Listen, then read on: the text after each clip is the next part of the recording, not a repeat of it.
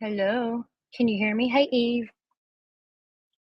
If you're still here, if you're here again, can anybody hear me? I got a couple lurkers. Come on, let me know. It's all you gotta do. You can go back to lurking. I don't care.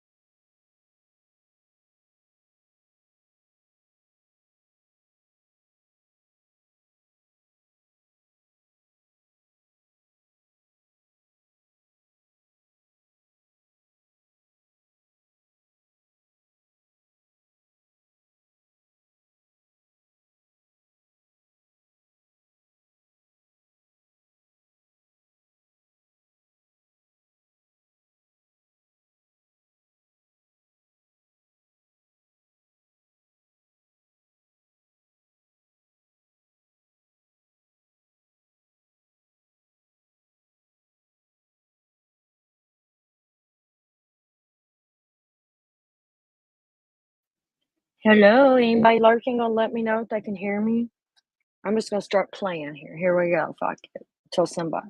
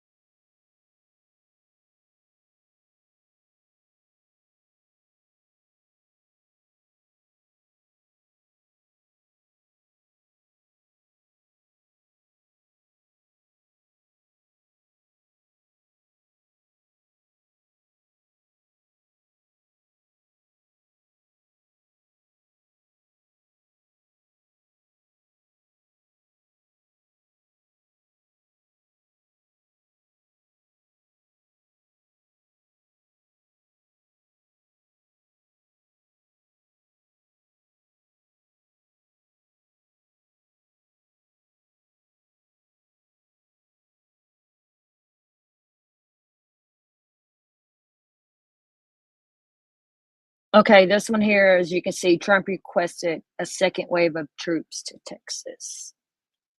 Interesting. Mr. Governor, I am going to make your job much easier. You'll be able to focus on other things in Texas. We love Texas. And former President Donald Trump has put himself right in the middle of Governor Greg Abbott's battle with the White House over border security.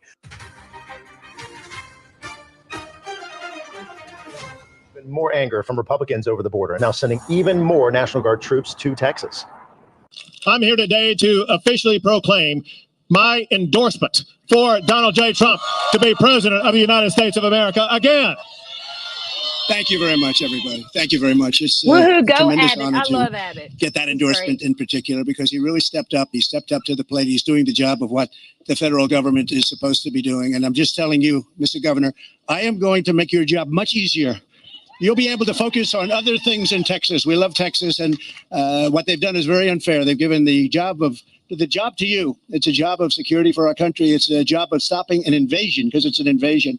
And you've done a great job. And thank you very much for the endorsement, Greg. I appreciate it very much. Thank you. It's a great honor. Governor Mike Parson is sending 200 Missouri National Guard troops and nearly 24 Missouri State Highway Patrol troopers to the southern border. Thank you to my fellow governors. Half of America now is standing against the Biden administration, also more than a majority of all the attorneys general across the country. Biden is not taking on Texas. Biden is taking on the United States of America. Just moments ago, Missouri Governor Mike Parson announced this new deployment. This is in addition to another deployment. Parson said the National Guard will take sides with Texas and assist in installing razor barbed wire along the southern border. This executive order comes 1 month after the U.S. Supreme Court said Border Patrol agents can take down the razor wire that Texas was already putting up. Parson illustrated the deadly impact that fentanyl has had in Missouri. He claimed the cartel's drug trafficking was responsible for the deaths of 63 kids across the state last year. Parson also said he's acting in concert with 14 red state governors as they escalate their ongoing feud with President Biden's White House. Missouri may not be physically located on the border with Mexico, but the Biden administration's open border policies have made this crisis a Missouri crisis. Missouri plans to send more troops to the southern border in the coming weeks to help the state of Texas in construction barriers to entry and supporting security patrols as needed. Trump asked for all willing governors to send their National Guard troops to help send migrants back across the border.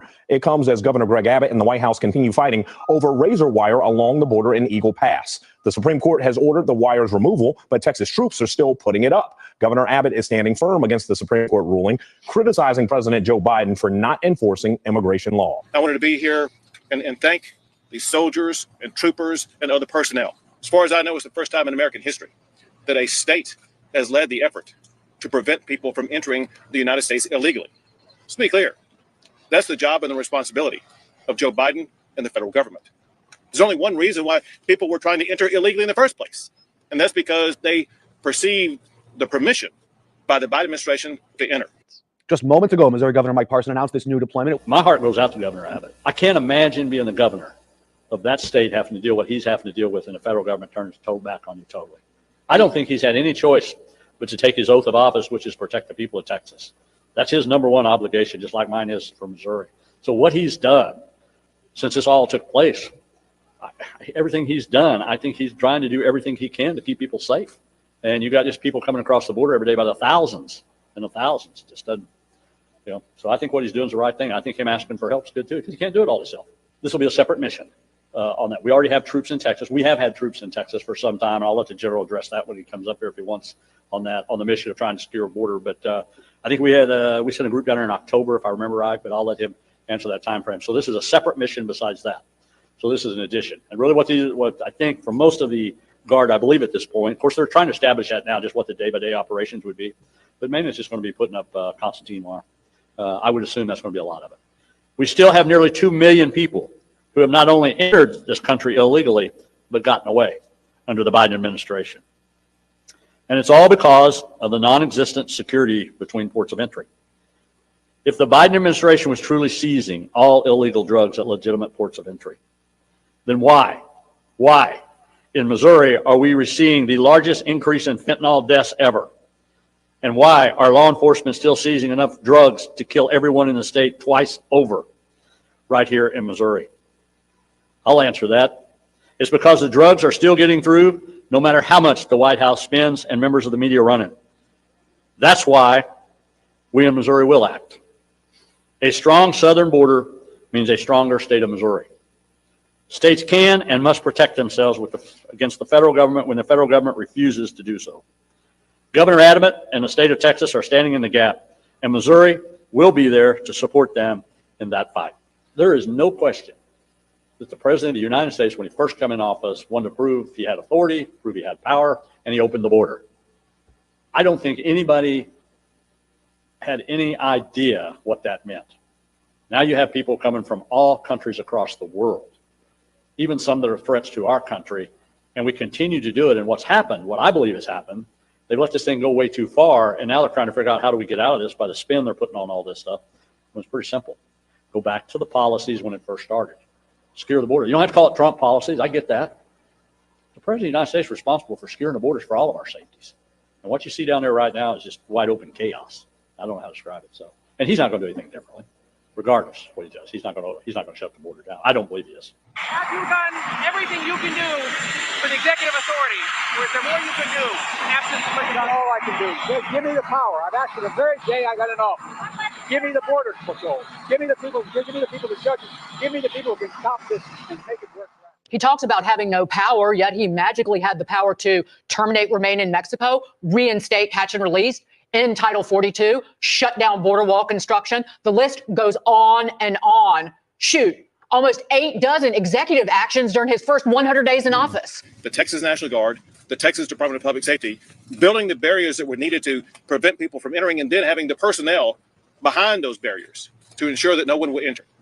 I wanted to be here and thank the soldiers and troopers and other personnel. Texas was able to secure the border and prevent people from entering illegally only because of their unprecedented effort in a challenging terrain and sweltering conditions, and they were up to the task. And similarly, their fellow soldiers up and down the entire border from here all the way to El Paso are working in the same way. And I have the same gratitude for all National Guard from here to El Paso and DPS troopers from here to El Paso. We're working around the clock to make sure that we build the barriers that are needed and we deploy the personnel that are needed to make sure that we secure the border. Now, never forget this. It was just 3 years ago in these exact same areas where we had the lowest number of illegal border crossings in about 40 years. And the reason it was that way is because we had an administration that imposed the Title 42 policy, the Remain in Mexico policy, the ending of catch and release, and the building of a border wall. When Joe Biden came in, he eliminated all of those measures, and that led to the unprecedented illegal border crossings. Texas has had to respond to the Biden administration's refusal to enforce the immigration laws. We've deployed more National Guard, thousands of National Guard. Greg Abbott is once again challenging federal authorities on the border. He's saying Texas has a right to self-defense because he believes the federal government is not doing enough. Most incumbents don't lose elections. They get fired, and they get fired because they're doing a bad job. As you talked about, the immigration system and the border issue is the primary issue in America right now.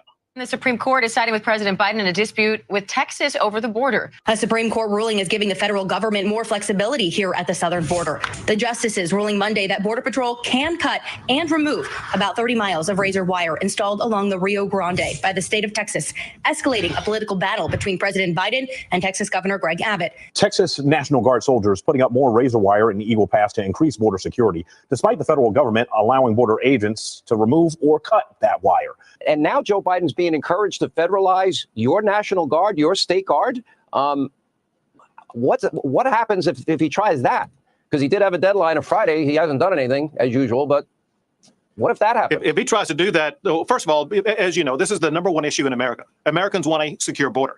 If Joe Biden federalizes our National Guard, that would be the biggest political blunder that he could make. And that's why I think he will not do it. That said, of course, I am prepared in the event that they do make such a blunder to make sure that Texas will be able to continue to secure our border. Here with more, Texas Governor Greg Abbott. Governor, first, I applaud your efforts. You've been on the show many times. You've tried convoys. You have done everything humanly possible. So your state, with its constitutional right, has put up the razor wire. They take you to court on that. So when you look at Shelby Park, it's still business as usual there. It is lined up with that concertina, that razor wire, which has become the focal point for the nation here, watching this Biden versus Texas fight really play out. But where we are is 20 miles outside of Eagle Pass, where at least 200 people have already crossed today. That's down from around 700 earlier this month. Now, that number started to go down when the razor wire went up in Shelby Park. We reported that. It's a stark contrast from the 4,000 daily crossings that we were seeing and reporting back in December. Now, that razor wire only spans the length of the park. It's about 2 miles. So around 3 or so miles outside of that park is where we're looking at. That's actually kind of quarantined off, if you will. And that leaves plenty of opportunities for people to get over to the U.S. side. All you have to do is basically walk till that razor wire ends. So the few miles of razor wire aren't stopping everybody. Earlier this morning, we talked with Congressman Tony Gonzalez. This is his district, and he thinks that the attention of smugglers and the cartel is causing them to be more conscious about where they bring migrants and when they send them across. Take a listen. It's no doubt that it starts and it ends with the cartels, the criminal organizations on the Mexican side that determine how many people come over, where they go. Are they going to California? Are they going to Arizona? What part of Texas are they going on? They control a lot of it. What they do is they kind of take a moment, they retool, they readapt, they pick different lanes, if you will, and then all of a sudden the numbers spike back up. So I fully expect that to happen in the next phase. Former President Donald Trump has put himself right in the middle of Governor Greg Abbott's battle with the White House over border security. On Thursday, Trump asked for all willing governors to send their National Guard troops to help send migrants back across the border. It comes as Governor Greg Abbott and the White House continue fighting over razor wire along the border in Eagle Pass. Meanwhile, Governor Abbott says he plans to send more National Guard troops to the border with Mexico. Last month, the Texas military took over Shelby Park in Eagle Pass, where migrants had been crossing into the U.S. daily. Since the state's military intervened, Governor Abbott says fewer than 10 migrants a day are now crossing at that park. Neighbors say they did not feel safe before the takeover because they saw migrants running and hiding. This is urgent, guys. So truckers supporting Donald Trump, they're warning that their refusal to deliver to the Big Apple could theoretically paralyze New York.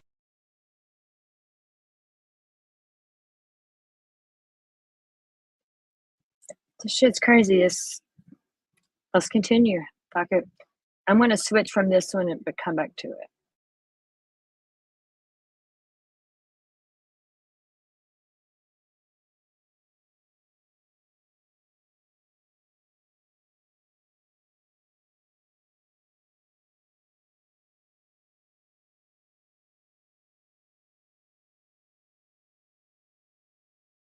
We have this international crisis that really requires federal intervention that local government is being asked to subsidize. Local government is not designed or built to handle such a crisis. Definitely both a humanitarian crisis for the migrants that are arriving, and it is creating a fiscal crisis for the city. I don't see an ending to this. This issue will destroy New York City. The present migrant crisis is quite unprecedented, both in scale, in the diversity of the nationalities that are coming to the border, and the impact it's having not only on the border states, but in the states and cities inside the country. I think it's at this point politically unsustainable for the Biden administration to maintain this unlimited flow into what's essentially a welfare state network of cities like New York and Denver and Chicago.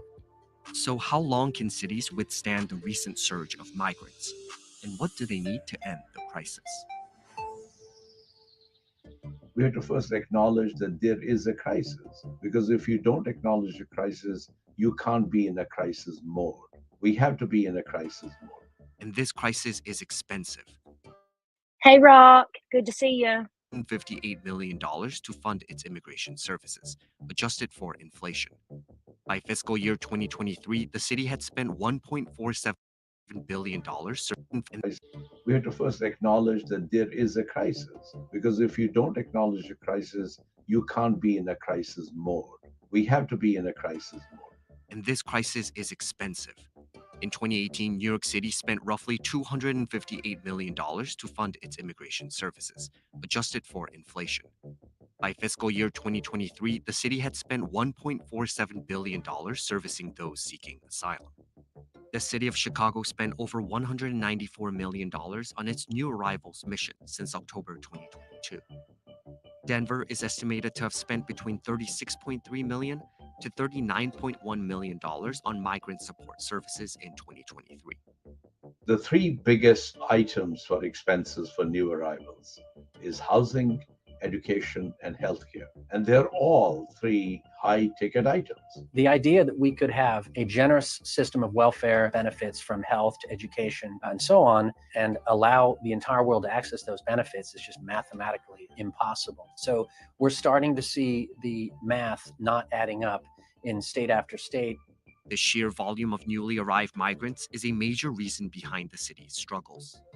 In fiscal year 2022, just over 817,000 new cases were filed in immigration courts across the U.S. That number exploded to nearly 1.5 million new cases the following fiscal year. The particular background of current migrants also plays a role. The secret sauce of migration has worked in the past is that people would come and they would not depend on the city and state for settling them. They would depend on their social networks. It seems in this case, many of the people coming in are coming where there are not such inbuilt connections. Venezuelans which is the largest source of nationality of the new migrants. It's particularly true that they don't have inbuilt connections. They're not Venezuelan communities that are long standing. So they therefore, in the absence of private source of comfort for them, then they become dependent on the states and the cities. And the states and the cities have limited resources. Although immigration has primarily been an area of federal oversight, experts say there just isn't enough federal funding for cities to work with. The current level of federal funding provided to state and local governments is a drop in the bucket compared to the need. Congress has provided a very small amount of money of $800 million for a FEMA program for the entire country for last fiscal year to provide assistance to cities in aiding these newcomers. But cities say this isn't enough. For instance, the $145 million allocated to New York City is less than 10% of what the city spent on migrant services in fiscal year 2023. This is a whole spectrum of services needed for people who are new to a place, new to a country, new to a city. Everything from finding warm clothes for them, to finding jobs for them, to finding shelter for them. These are complicated issues to manage. So the city, the state, and the federal government, frankly, was not prepared for it. Texas is providing charter buses to send these illegal immigrants who have been dropped off by the Biden administration to Washington, D.C. We are sending them to the United States Capitol, where the Biden administration will be able to more immediately address the needs of the people that they are allowing to come across our border. So the historians will probably record the current migrant crisis as a chapter of busing migrants. This kind of coordinated, dramatic busing of asylum seekers from the border to the cities inside the countries is completely unprecedented. Since the first bus of migrants to Washington, D.C., Texas reported it has transported over 100,000 migrants to cities such as New York City, Chicago, Philadelphia, Denver, and Los Angeles. In 2023, illegal immigration is estimated to have cost Texas taxpayers $13.4 billion. According to the Texas newsroom, the state spent over $148 million busing migrants to sanctuary cities as of January 24, 2024. The Office of the Governor of Texas, Greg Abbott, did not respond to CNBC's request for an interview. The two motives, I think, behind it were, one, simply necessity that Texas doesn't have the resources to cope with 150,000 people a day being released into the state. It's a big state, it's a reasonably wealthy state, but they just simply don't have the schools, the hospitals, the roads, the housing to cope with that kind of influx. The staggering new record, more migrants crossed into the U.S. on Monday than any other day in history. The current crisis of forced displacement is a global phenomenon. There are more people displaced worldwide than ever before, and 1 out of every 5 displaced people is in the Americas. But there's also pull factors, is that people have come to realize that if they reach the United States border and they seek asylum, then they'll be let in. And then their hearing will not happen for 7 years, during which time they are authorized to work in the United States and they won't be deported. And that has, I think, become a very important magnet. Second of all, it's to make a point that those cities and states like New York and Los Angeles and San Francisco that claim that they are sanctuaries where anyone from anywhere in the world has the right to go there and live, those cities should put up or shut up. In a strategy reminiscent of former President Trump's suggestions for managing undocumented migrants, other southern states like Arizona and Florida have also engaged in the practice of flying and busing migrants to sanctuary cities and states. Sanctuary cities refer to a community with a policy, written or unwritten, that discourages law enforcement from reporting an individual's immigration status unless it involves a serious crime. They want more people in their sanctuary cities. Well, we'll give them more people. We can give them a lot. We can give them an unlimited supply.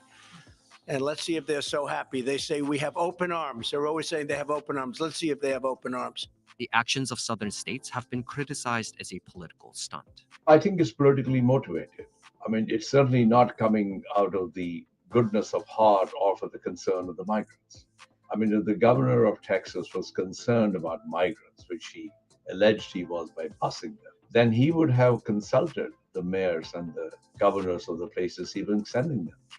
And he just said, look, this is a new national crisis. Let's all go. Okay, you know what? Let's see here. What did he say? Something about the migrants. We still got to think about the migrants. No, we don't. People can talk shit, call me names, judge me for But the cold hard truth is, I don't give a fuck about the migrants. I don't give a fuck about anybody unless they're here legally. And I respect that. And it's a dog-eat world now, and America, the United States, needs to think about the United States and us American citizens first. And fuck it, everybody else, for real. That's how I feel about it. Hey, JoJo, if you're still here. Sorry, I was listening to this, and it's like, no, fuck all these other countries. Fuck them. We can get our own fucking fuel here, you know? Trump knows that. They don't want that.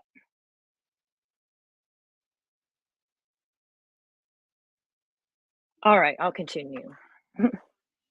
Together to President Biden and say this is the let's see. As a political stunt. I think it's politically motivated. I mean, it's certainly not coming out of the goodness of heart or for the concern of the migrants. I mean, if the governor of Texas was concerned about migrants, which he alleged he was by busing them, then he would have consulted the mayors and the governors of the places he was sending them to. And he was just said, look, this is a new national crisis. Let's all go together to President Biden and say this is a national crisis where the federal government has to take the lead in providing a solution. Instead of doing that, he just made it a political ploy for the cities to feel the pressure. It's not just a publicity stunt. He is, yes, sharing the burden with states that have said that they can absorb it, but he's also trying to remove people from his state that he simply doesn't have the resources to cope with. Critics also point out that the lack of coordination from Texas has made it more difficult for sanctuary cities to deal with the crisis. If it happens slowly and organically, it's easier to deal with. When it happens in a spurt, and I think that's what happened in the case of the major northeastern cities, where in the new JoJo, no, I didn't see that. I haven't really been on much today. I've been doing a lot of shit. That's crazy. When did that happen? Today? We can watch something on that too. I'm gonna cover all this shit. People don't, if I lose subs over it, oh well, you know, it's my channel, I'll do what I want. You know what I'm saying? I want this shit out there. More Americans need to start watching this all over the world. This shit's real. This is like the end of time bullshit. For real. They have denied fucking presidents of, like, ugh.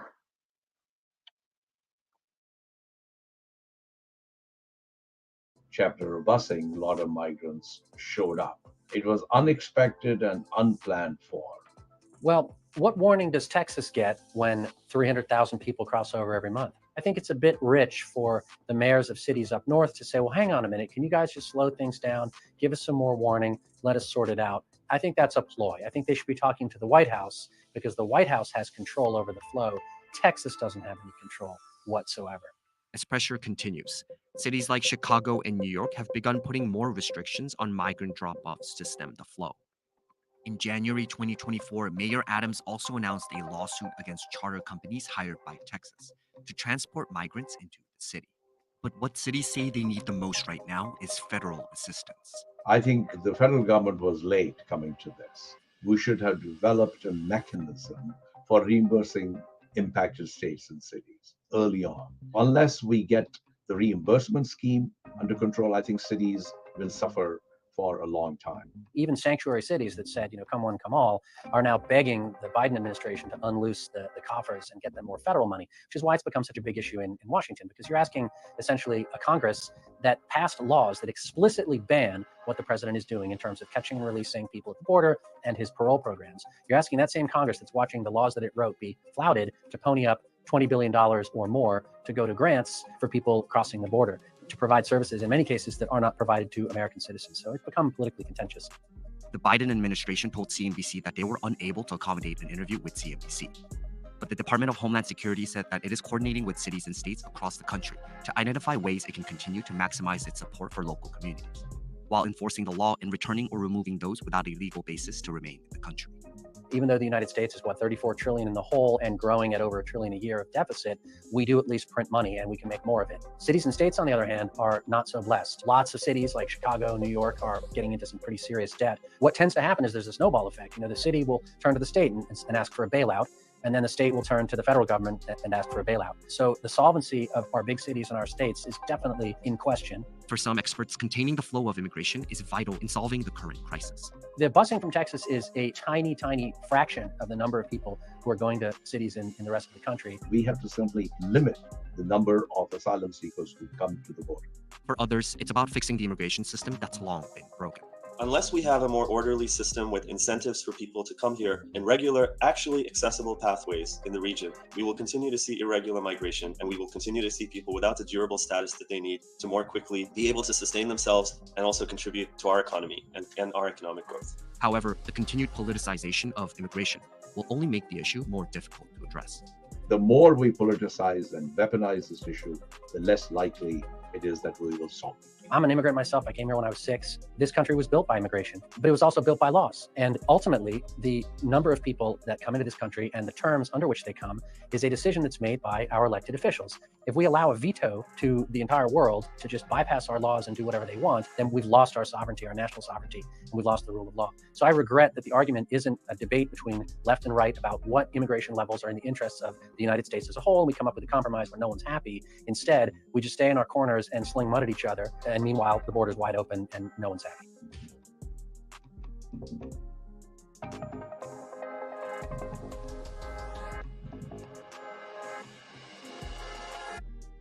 Mr. Governor, I am going.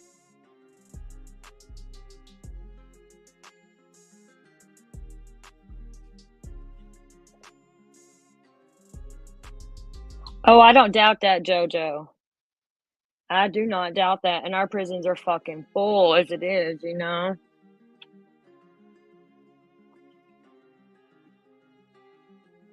This here that we're going to watch says footage of Texas standoff with 302K migrants on U.S.-Mexico border has gone viral. We're going to watch some footage of this. In our ever-changing world, a striking story has grabbed everyone's attention. Picture this. Over 302,000 people at the U.S.-Mexico border caught in a tense standoff. This footage isn't just a viral sensation. It's a real-life saga of hope and hardship, making waves across the internet. Ever wonder what pushes so many to take such a risky path? Stick around as we dive into 10 key points that explain the whole picture behind this eye-opening event. Number 1. Terrifying discovery at the border. In a startling development that underscores the escalating challenges at the U.S.-Mexico border, the FBI recently reported a significant incident in the Jacumba region. This event is not just another statistic in the ongoing saga of border crossings, but marks a dramatic shift in the nature of these incidents. For the first time, an incredibly diverse group of migrants from countries as varied as China, Turkey, Brazil, and India were filmed entering the United States through this remote sector. This incident illuminates the global scale of the migration crisis, showing that it's not just neighboring countries, but nations across the world that are now involved in this complex human movement. The diversity of migrant origins presents a unique set of challenges for Border Patrol agencies. Each group of migrants comes with its own cultural, linguistic, and logistical needs, complicating the already daunting task of border security and humanitarian response. This situation is a far cry from the traditional patterns of migration. And Candy, yeah, this is fucking horrible, man. All of it. It's worse. This is just a glimpse. You know, if you go back and watch some of my older, or last night and back, I cover a lot of it. I don't care what people say. You know, you lose followers, whatever. Well, you know, this needs to be out there. More Americans, like I said a while ago, more Americans need to be watching this and see what's really fucking going on, you know? It's crazy.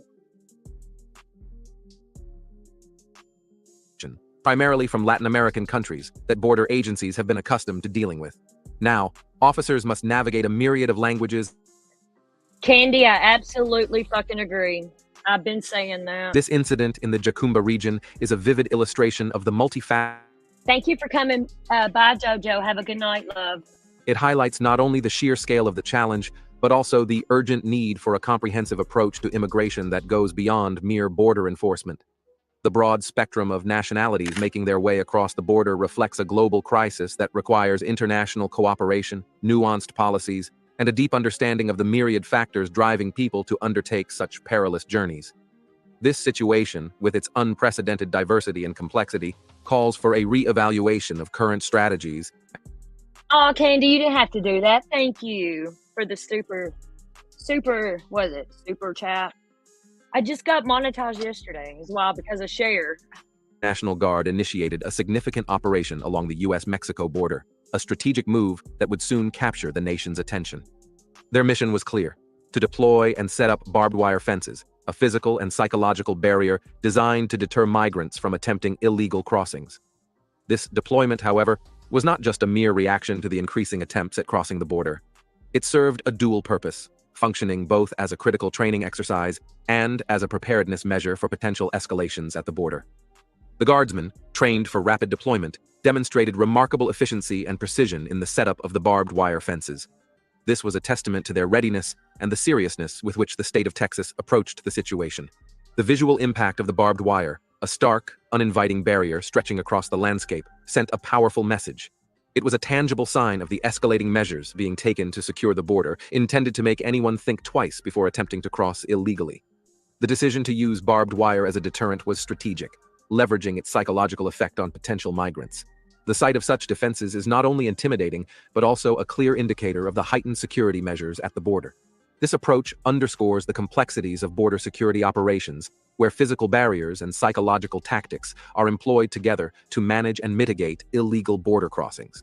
The Texas National Guard's operation exemplifies a proactive stance against the challenges posed by mass migration, signaling a broader trend towards more fortified borders and increased military involvement in border security.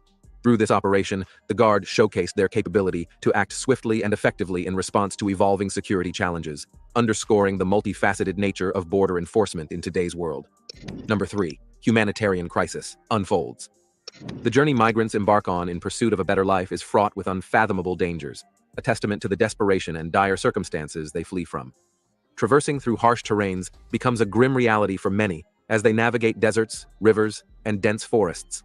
These environments are unforgiving, with extreme temperatures that range from scorching heat by day to freezing cold at night. The risk of dehydration is ever present, a silent yet deadly threat that claims lives silently away from the public eye. Moreover, the peril does not end with natural obstacles. Violence lurks in the shadows, with migrants often falling victim to exploitation by smugglers and criminal groups who prey on their vulnerability. This treacherous journey, unfortunately, leads to a high number of migrant deaths. The exact figures are hard to ascertain as many vanish without a trace, swallowed by the vast expanses they attempt to cross. Those who survive the journey and make it across borders are not met with the relief they hope for. Instead, they face inadequate conditions in detention centers, where overcrowding and limited resources exacerbate their plight. These centers, meant to be temporary holding spaces, often become prolonged places of confinement, lacking in basic necessities and medical care. The situation paints a grim picture of the humanitarian crisis at the border. A crisis that is as much about the failure of international cooperation as it is about the migrants' struggles. This narrative does not just highlight the physical dangers migrants face, but also underscores the systemic issues that contribute to this humanitarian emergency. It calls for a comprehensive approach to address the root causes of migration, ensuring that measures to protect borders do not overshadow the urgent need to safeguard human lives and dignity. The stark reality faced by migrants is a clarion call to the global community, urging for immediate and effective action to mitigate the risks and provide humane solutions to those who have no choice but to embark on these perilous journeys. Number 4. The role of National Guards from other states. In an unprecedented move to bolster security at the US-Mexico border, the deployment of National Guard soldiers from states beyond Texas marks a significant shift in strategy. Notably, 150 South Carolina National Guard soldiers have been mobilized for a mission that underscores the complexity and gravity of the border situation. Their role, primarily observational, involves monitoring activities at the border and reporting significant events back to their superiors. This task, while seemingly passive, is crucial for the accumulation of intelligence and the strategic response to illegal crossings, ensuring that efforts are directed where most needed. Parallel to South Carolina's commitment, Indiana has also stepped forward, with Governor Holcomb announcing the deployment of 50 National Guard troops to the Texas border. This decision, made in the wake of the governor's visit to the border, signifies a strong state-level response to calls for enhanced border security. Indiana's move is not just about providing manpower, It reflects a growing recognition of the interconnectedness of state and national security concerns. The involvement of National Guard troops from states like South Carolina and Indiana is telling of the national urgency the border crisis has elicited. It's a manifestation of states taking initiative in the face of what they perceive as federal inaction, aiming to support Texas in its extensive border security mission. These deployments, scheduled for a concise duration, carry a message of solidarity and shared responsibility among the states. They represent a collective acknowledgement that the challenges at the border transcend local jurisdictions and require a united front. As these soldiers take their positions, their presence is a testament to the evolving dynamics of border security in the United States, highlighting a broadened scope of engagement and an intensified focus on safeguarding the nation's frontiers. Through their eyes, the broader implications of border security are observed, analyzed, and addressed, marking a pivotal moment in the national discourse on immigration and security. Number 5. Surge in migrant crossings and its implications. In recent times, the San Diego sector has witnessed an alarming surge in migrant crossings, marking a significant shift in the patterns of migration. This unprecedented increase in apprehensions underscores a deeper narrative of desperation and determination among migrants seeking a better life. Traditionally, certain paths have been favored by those attempting to cross into the United States, but as border control measures intensify in these areas, migrants are compelled to seek new entry points, often facing even greater dangers.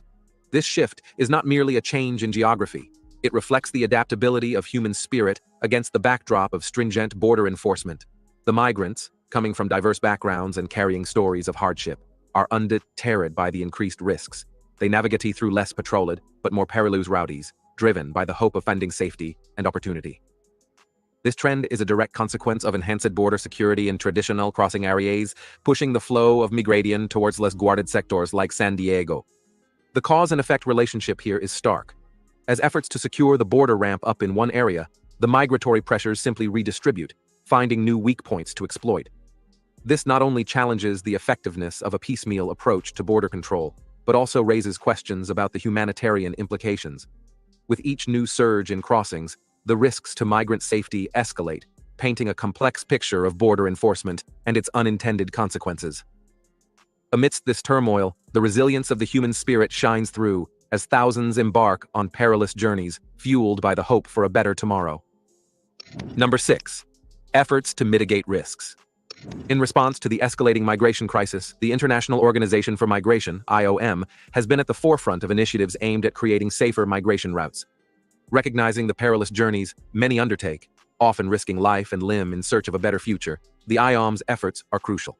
Their approach is multifaceted, focusing on providing accurate information to potential migrants about the dangers they may face, as well as legal alternatives to irregular migration. This includes educational programs in countries with high rates of migration, aiming to dispel myths and provide a clearer picture of the realities of such treacherous journeys. Moreover, the IOM works closely with governments and other international bodies to enhance the safety and regulation of migration paths. By advocating for policy changes that offer protection to migrants and reduce the necessity of dangerous routes, they aim to mitigate the risks associated with illegal border crossings. This involves significant collaboration across borders, highlighting the need for a unified international strategy to manage migration flows humanely and effectively. These efforts to address the root causes of migration are critical. They delve into the complex interplay of factors driving people to leave their homes, including economic hardship, violence, climate change, and the lack of opportunities. The IOM, along with partner organizations, invests in development projects in these communities, aiming to improve local conditions and reduce the compulsion to migrate. Through such comprehensive strategies, the focus shifts from solely managing border crossings to tackling the broader challenges that fuel migration, underscoring the importance of international cooperation in crafting sustainable solutions. This approach not only aims to protect vulnerable migrants, but also works towards a future where migration is a choice, not a necessity, born out of desperation. Number 7. Impact of social media on migration. In recent years, technology and social media platforms have emerged as pivotal forces in shaping migration trends. These digital tools offer unprecedented access to information, allowing migrants to research routes, connect with others who have made similar journeys, and even find smugglers. Platforms like Facebook, WhatsApp, and various forums have become lifelines, offering real-time advice on how to navigate borders or avoid law enforcement. This democratization of information has empowered countless individuals seeking better lives, enabling them to make informed decisions about their perilous journeys. However, the influence of social media on migration is a double-edged sword. While it aids migrants in their quest for safety and opportunity, it also amplifies the challenges associated with mass migration. Social media can spread misinformation just as quickly as it can valuable advice, leading some migrants into more dangerous situations than they anticipated. Stories of successful crossings proliferate, potentially skewing perceptions of the risks involved. This can lead to a surge in attempts to cross borders illegally, overwhelming border security and humanitarian aid resources. Moreover, smugglers and traffickers exploit these platforms to advertise their services, often misleading people about the safety and legality of the routes they offer. The digital footprint of migration thus becomes a complex web of information and misinformation, where the potential for exploitation is high. The impact of social media on migration underscores the need for a nuanced understanding of how technology intersects with human movement. It highlights the importance of providing accurate information and support to those in transit, as well as the challenges for policymakers in managing migration flows in the age of digital connectivity. As we move forward, the role of social media in migration is likely to grow, requiring concerted efforts to leverage its benefits while mitigating its risks. Number 8. Political implications and Biden's border security stance.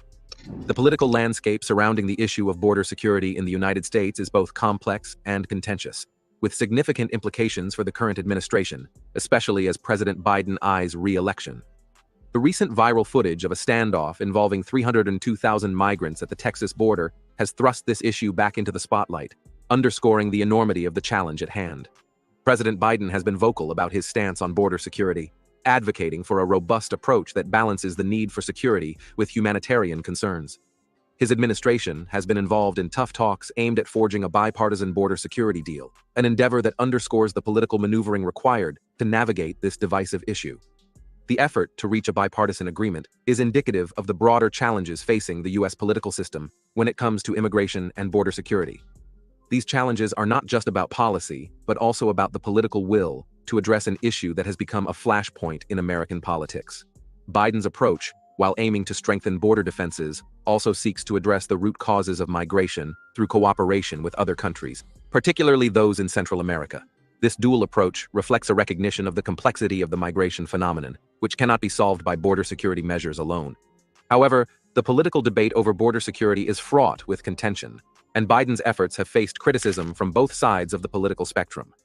Republicans argue that his policies are too lenient and encourage illegal immigration, while some Democrats and immigration advocates believe that the administration's measures are too harsh and betray a commitment to more humane immigration policies.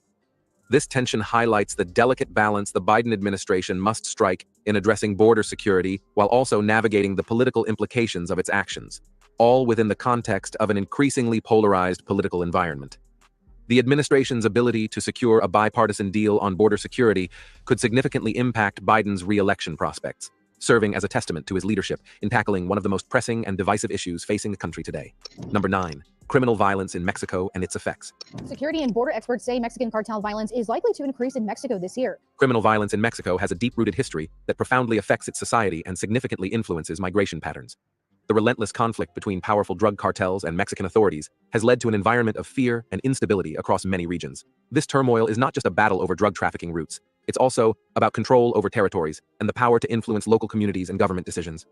The violence has escalated to levels where daily life is disrupted by fear, forcing families to make the harrowing decision to flee their homes in search of safety and stability, often looking towards the United States as a refuge. The Mexican government faces immense challenges in combating these criminal organizations. Efforts to dismantle the cartels are often met with fierce resistance, including violent reprisals against law enforcement and civilians. Despite significant investments in security forces and collaborations with international agencies, achieving lasting peace remains elusive. The cartel's deep infiltration into various aspects of society complicates the fight, with corruption hindering efforts at every level of government. This ongoing violence directly impacts migration patterns as people seek to escape the dangers that have become a part of their everyday lives. The journey to the border, however, is fraught with its own perils, as migrants often cross paths with the same criminal elements they are fleeing from. The situation at the U.S.-Mexico border, where thousands find themselves in limbo, reflects the dire circumstances many are escaping, driven by the hope for a life free from the fear that has consumed their communities. This migration is not just a search for economic opportunity, but a flight towards safety and security, a testament to the human will to seek peace, even in the face of overwhelming adversity. Number 10. former FBI officials' warning and the call for urgent action. In an alarming development, former FBI officials have issued a stark warning about the risks posed by the entry of military-age foreign nationals across the US-Mexico border. This concern isn't just about numbers. It's about the potential for these individuals to pose significant security challenges. The officials underscore the urgency of addressing this new dimension of border security, which adds complexity to an already intricate issue. Their call to action is not just a matter of national security, but also ties into the broader humanitarian crisis unfolding at the border. They argue for a balanced approach that safeguards the nation's borders while also considering the dire circumstances that drive people to embark on such perilous journeys. This perspective highlights the need for comprehensive solutions that tackle both the immediate security concerns and the underlying factors of migration. It's a delicate balance to strike, but the implications of inaction could be profound, affecting not just border communities, but the fabric of national security and humanitarian ethics. Thanks for watching another episode. While you are still here, make sure to click the video on your screen for more quality content. More border wall is going up.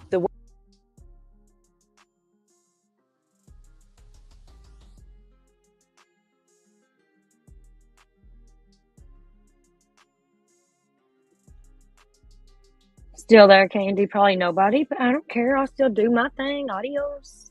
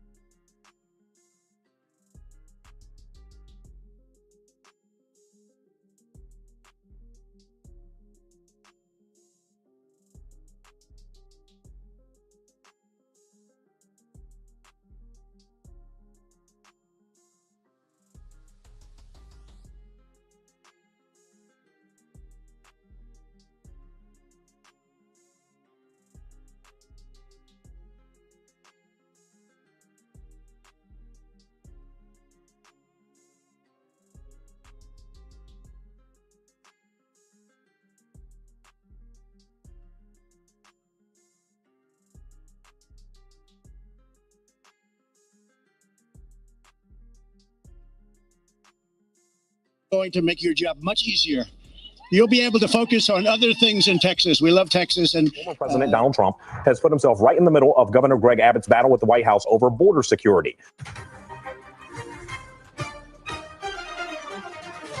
More anger from Republicans over the border, now sending even more National Guard troops to Texas. I'm here today to officially proclaim my endorsement for Donald J. Trump to be president of the United States of America again. Thank you very much, everybody. Thank you very much. It's a tremendous honor to get that endorsement in particular because he really stepped up. He stepped up to the plate. He's doing the job of what the federal government is supposed to be doing. And I'm just telling you, Mr. Governor, I am going to make your job much easier. You'll be able to focus on other things in Texas. We love Texas, and what they've done is very unfair. They've given the job to you. It's a job of security for our country. It's a job of stopping an invasion because it's an invasion. And you've done a great job, and thank you very much for the endorsement, Greg. I appreciate it very much. Thank you. It's a great honor. Governor Mike Parson is sending 200 Missouri National Guard troops and nearly 24 Missouri State Highway Patrol troopers to the southern border. Thank you to my fellow governors. Half of America now is standing against the Biden administration, also more than a majority of all the attorneys general across the country. Biden is not taking on Texas. Biden is taking on the United States of America. Just moments ago, Missouri Governor Mike Parson announced this new deployment. This is in addition to another deployment. Parson said the National Guard will take sides with Texas and assist in installing razor barbed wire along the southern border. This executive order comes 1 month after the U.S. Supreme Court said Border Patrol agents can take down the razor wire that Texas was already putting up. Parson illustrated the deadly impact that fentanyl has had in Missouri. He claimed the cartel's drug trafficking was responsible for the deaths of 63 kids across the state last year. Parson also said he's acting in concert with 14 red state governors as they escalate their ongoing feud with President Biden's White House. Missouri may not be physically located on the border with Mexico, but the Biden administration's open border policies have made this crisis a Missouri crisis. Missouri plans to send more troops to the southern border in the coming weeks To help the state of Texas in construction barriers to entry and supporting security patrols as needed. Trump asked for all willing governors to send their National Guard troops to help send migrants back across the border. It comes as Governor Greg Abbott and the White House continue fighting over razor wire along the border in Eagle Pass. The Supreme Court has ordered the wire's removal, but Texas troops are still putting it up. Governor Abbott is standing firm against the Supreme Court ruling, criticizing President Joe Biden for not enforcing immigration law. I wanted to be here and thank these soldiers and troopers and other personnel. As far as I know, it's the first time in American history that a state has led the effort to prevent people from entering the United States illegally. Let's be clear. That's the job and the responsibility of Joe Biden and the federal government. There's only one reason why people were trying to enter illegally in the first place, and that's because they perceived the permission by the Biden administration to enter. Just moments ago, Missouri Governor Mike Parson announced this new deployment. My heart goes out to Governor Abbott. I can't imagine being the governor of that state having to deal with what he's having to deal with, and the federal government turns its toe back on you totally. I don't think he's had any choice but to take his oath of office, which is protect the people of Texas. That's his number one obligation, just like mine is for Missouri. So what he's done since this all took place, everything he's done, I think he's trying to do everything he can to keep people safe. And you got just people coming across the border every day by the thousands and the thousands. It just doesn't, you know. So I think what he's doing is the right thing. I think him asking for help is good too, because he can't do it all himself.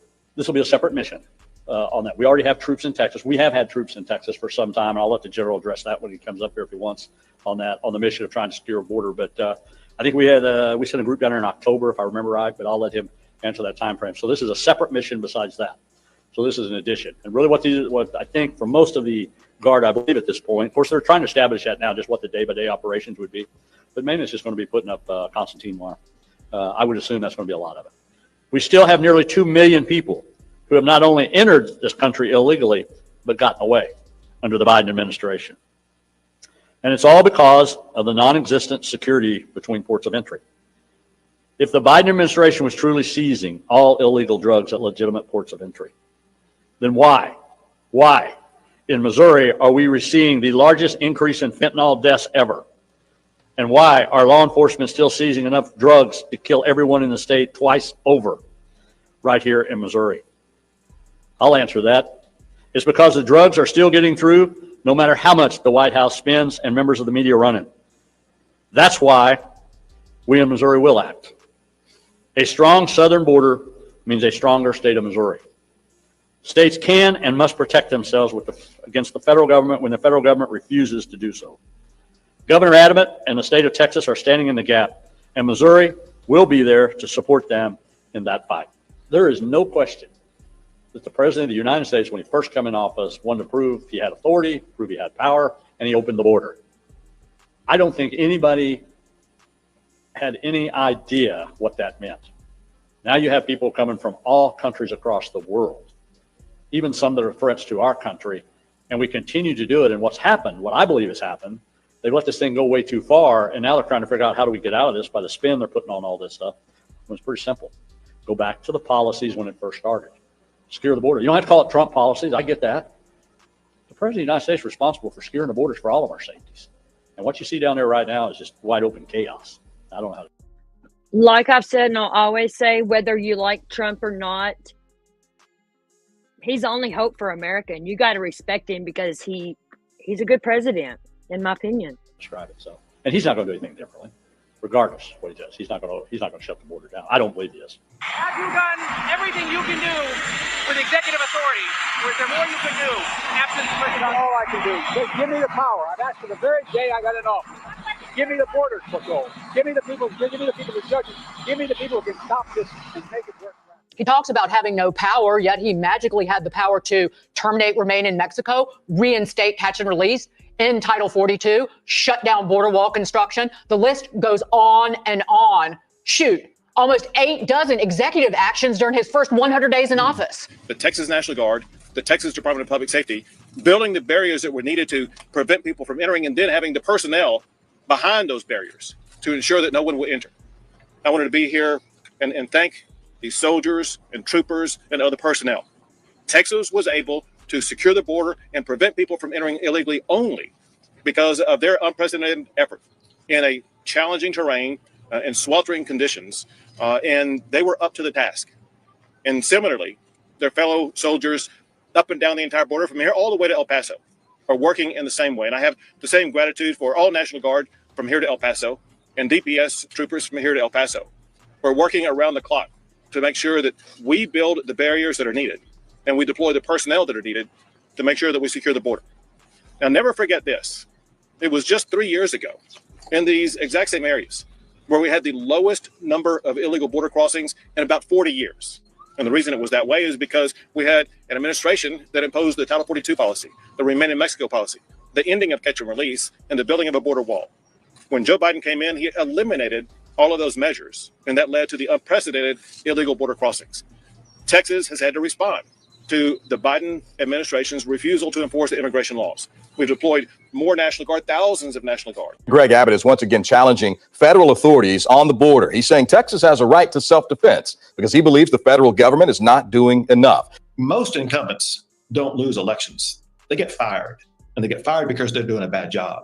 As you talked about, the immigration system and the border issue is the primary issue in America right now.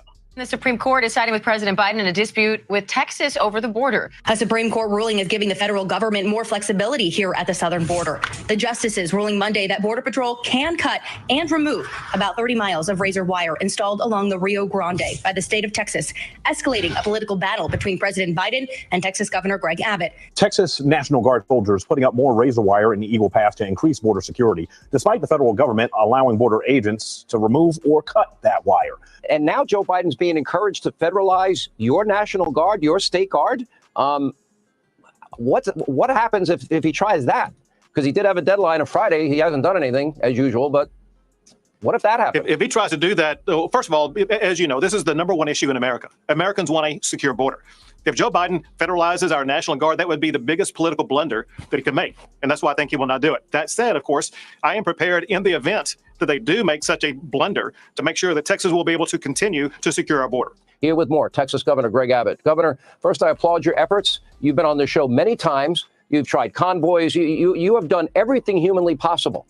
So your state, with its constitutional right, has put up the razor wire. They take you to court on that. So when you look at Shelby Park, it's still business as usual there. It is lined up with that concertina, that razor wire, which has become the focal point for the nation here, watching this Biden versus Texas fight really play out. But where we are is 20 miles outside of Eagle Pass, where at least 200 people have already crossed today. That's down from around 700 earlier this month. Now, that number started to go down when the razor wire went up in Shelby Park. We reported that. It's a stark contrast from the 4,000 daily crossings that we were seeing and reporting back in December. Now, that razor wire only spans the length of the park. It's about 2 miles. So around 3 or so miles outside of that park is where we're looking at. That's actually kind of quarantined off, if you will. And that leaves plenty of opportunities for people to get over to the U.S. side. All you have to do is basically walk till that razor wire ends. So the few miles of razor wire aren't stopping everybody. Earlier this morning, we talked with Congressman Tony Gonzalez. This is his district, and he thinks that the attention of smugglers and the cartel is causing them to be more conscious about where they bring migrants and when they send them across. Take a listen.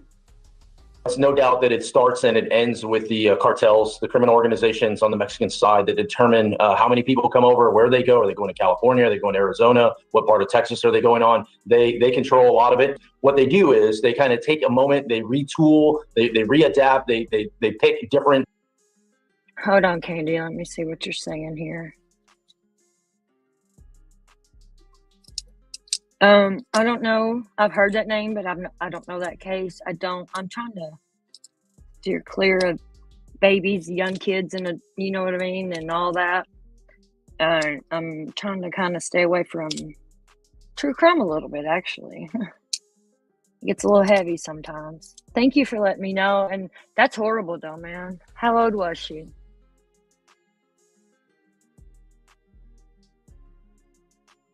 Lanes, if you will, and then all of a sudden the numbers spike back up. So I fully expect that to happen in the next phase. Former President Donald Trump has put himself right in the middle of Governor Greg Abbott's battle with the White House over border security.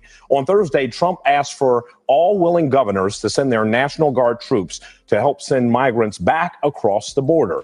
It comes as Governor Greg Abbott and the White House continue fighting over razor wire along the border in Eagle Pass.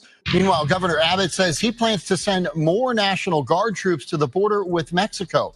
Last month, the Texas military took over Shelby Park in Eagle Pass, where migrants had been crossing into the U.S. daily. Since the state's military intervened, Governor Abbott says fewer than 10 migrants a day are now crossing at that park. Neighbors say they did not feel safe before the takeover because they saw migrants running and hiding. This is urgent, guys. So truckers supporting Donald Trump, they're warning that their refusal to deliver to the Big Apple could theoretically paralyze New York City as we know it, as more and more drivers vow to join the boycott following the bombshell ruling in the former president's civil fraud case. So imagine empty shelves, skyrocketing prices, and traffic chaos, right? Like that is the potential reality that New Yorkers face if a trucker boycott actually goes into fruition to the extent that we believe it can. From empty shelves in supermarkets to price hikes on everyday essentials, I'm going to explore the domino effect that this action could have on your daily life. Think about traffic jams with sustained or strained supply chains, stuttered restaurants lacking fresh ingredients, and even an impact on the American healthcare. And you can bet that this is not just going to be New York for long. Oh no. Even if you're not living in New York, you're going to want to pay attention to this video. So if you haven't already, all I ask of you guys is that you just kindly drop a quick like for the video. It only takes a second. It's totally free. I really appreciate that. And I just want to thank you guys so much for always sharing these videos. It totally helps out the channel. So here's the situation, guys. Truckers have threatened to boycott. Okay, let me get this link for y'all. Give this dude a like.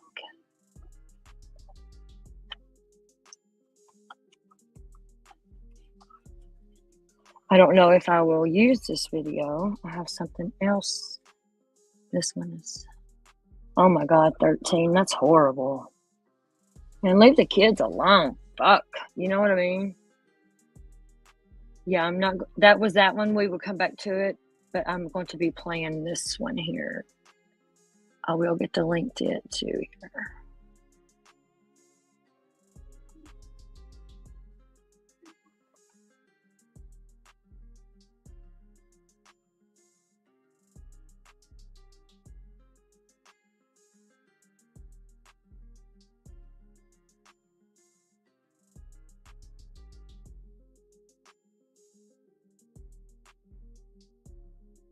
Work is being done by the state of Texas. Governor Greg Abbott posted this video on X saying Texas has built miles of border wall to stop illegal entry into our state and our nation. We will continue to do so until Joe Biden secures the border. The U.S.-Mexico border is again in the news, but this time Texas is pushing forward on building the wall on the U.S.-Mexico border. In fact, in a viral video from Texas Governor Greg Abbott, it can be seen that the wall is now being built. But here comes the questions. Why now? Why is the wall being built? Well, stay with us till the end as we explore this new footage of Texas wall construction.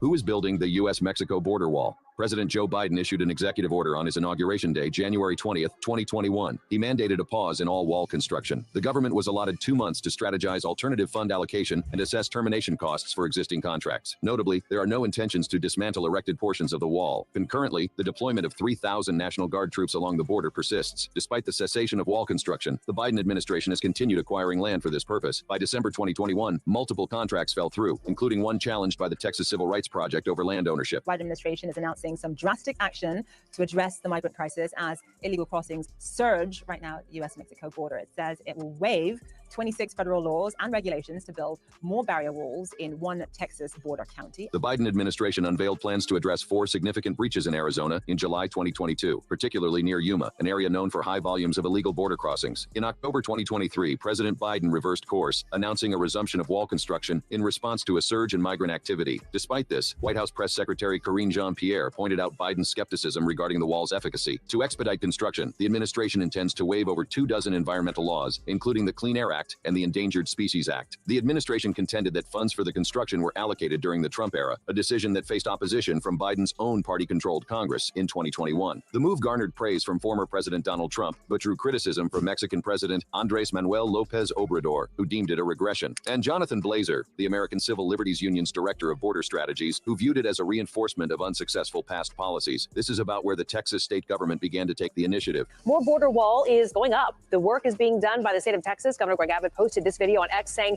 Texas has built miles of border wall to stop illegal entry into our state and our nation. We will continue to do so until Joe Biden secures the border. Texas' controversial border wall project, championed by Governor Greg Abbott, could see a substantial boost with a proposed $1.5 billion injection. This would nearly double the existing state budget allocated to the project, which has yielded only 12 miles of steel bollards despite funding approval over 2 years ago. While proponents like Abbott tout the initiative as vital for border security, critics point to its limited efficacy and exorbitant cost. The existing budget has already been largely spent, mainly on hiring consultants and contractors for the initial phase. Internal struggles within the Republican Party nearly derailed the ambitious plans for the Texas border wall. The ongoing special legislative session almost did not allocate the additional $1.5 billion funding proposed, but instead took a step towards the TFC's target of completing 100 miles of wall by summer 2026. Despite the uncertainty, construction on the initial 40-plus miles continues at a slow but steady pace. The Texas Facilities Commission, TFC, has committed a hefty $1.28 billion to build its initial stretch of border wall, dividing the hefty sum amongst 5 construction companies. BFBC of Texas leads the pack with a $290 million contract, followed by Fisher Sand and Gravel at $254 million. Facilico Civil, Southwest Valley Constructors, and SLSCO round out the group with contracts worth $347 million, $249 million, and $137 million respectively. But construction management wasn't included in the $1.28 billion figure. The TFC has entrusted Michael Baker International and Hewitt Zollers Inc. with this crucial task, shelling out an additional $42 million. Their responsibilities go beyond overseeing construction. They're also tasked with securing land rights for the wall's expansion through 2025. Consulting firm Broadus & Associates has raked in over $2 million for their unspecified services, adding another layer to the project's cost structure. Furthermore, TFC opted to purchase 12.8 miles of prefabricated steel panels previously intended for the Trump administration's wall project, shelling out roughly $43 million to Gibraltar Fabrication LLC. During the Trump administration, nearly all construction companies were awarded contracts for the border wall, amassing billions in total. Primarily, these projects focused on replacing outdated fencing and vehicle barriers. By the final month of Trump's tenure, officials had completed 415 miles of wall, with only 30 miles constituting new construction. Among these firms, Fisher Sand and Gravel garnered significant attention. Led by CEO Tommy Fisher, the North Dakota-based company secured $1.7 billion in federal contracts. Fisher actively promoted his company's expertise in building walls through numerous conservative media outlets, targeting Trump's attention. Fisher was additionally contracted to construct a 3-mile section of the wall in South Texas, facilitated by a private crowdfunding initiative initiated by We Build the Wall, a nonprofit headed by former Trump advisor Steve Bannon. However, the group's leadership faced legal allegations in 2020 for purportedly redirecting funds for personal gain. Subsequently, 2 individuals pleaded guilty, one was convicted by a jury, and Trump issued a pardon for Bannon. A 2020 investigation by ProPublica and the Texas Tribune revealed a troubling reality about the Texas border wall. A 3-mile segment constructed by Fisher Industries, despite being touted as sturdy, exhibited signs of runoff erosion and could be in danger of falling into the Rio Grande if left unaddressed. This revelation not only cast doubt on the long-term durability of the project, but also raised concerns about the allocation of resources. Despite these red flags, there was an unexpected turn of events. Instead of addressing the reported erosion issues, state officials showered Fisher Industries with praise, applauding their work on the border wall. This praise went as far as awarding the firm an additional $69 million on top of the already hefty $185 million contract, totaling a staggering $254 million entrusted to a company whose work raised durability concerns. This decision left many scratching their heads, questioning the prioritization of political agendas over long-term sustainability and potential financial losses associated with potential structural failures. The Texas border wall project echoes its predecessor in more ways than one. Some are familiar construction companies like BFBC, a subsidiary of a Montana firm, and SLSCO, a Galveston-based company led by the Sullivan brothers. All but one of the chosen firms held prior border wall contracts, collectively securing billions of dollars. However, much of that construction focused on replacing existing fencing and barriers, raising questions about the actual expansion achieved during the Trump era. Reports indicate only 30 miles of truly new wall were built under Trump, despite claims of 415 miles. SLSCO, the sole Texan company among the 5, brings its own baggage. A 2021 whistleblower lawsuit accused them of illegally hiring Mexican nationals to guard construction sites in California, though the case was dismissed. According to campaign finance records, the Sullivan brothers have contributed a total of $96,000 to Governor Abbott's campaign since 2017, joining a list of other Texas Republicans they have supported. Additionally, their company was enlisted by the Biden administration for wall construction in Starr County earlier this year, as reported by the Texas Observer. Despite his pledge to halt further wall construction during the 2020 campaign, President Biden cited Congress's authorization of wall funding in 2019. This approval predated his presidency as the impetus behind his decision to proceed with the project. One of the major beneficiaries of Trump's wall initiatives was Southwest Valley Constructors, a subsidiary of the renowned construction and engineering conglomerate Kiewit Corp., headquartered in New Mexico. This firm secured a substantial $249 million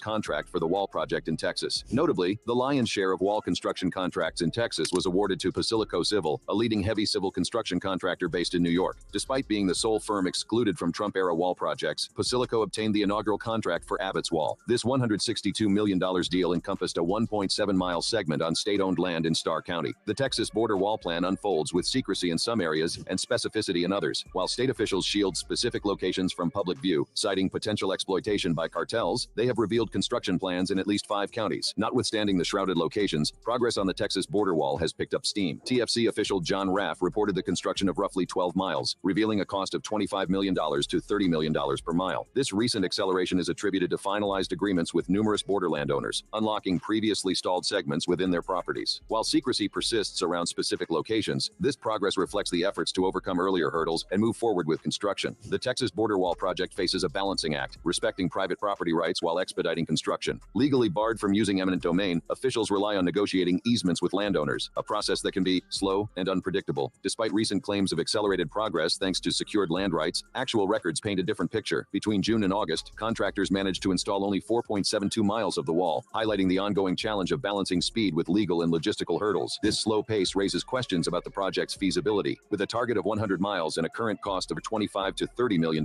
per mile, achieving the desired length within the planned time frame seems daunting.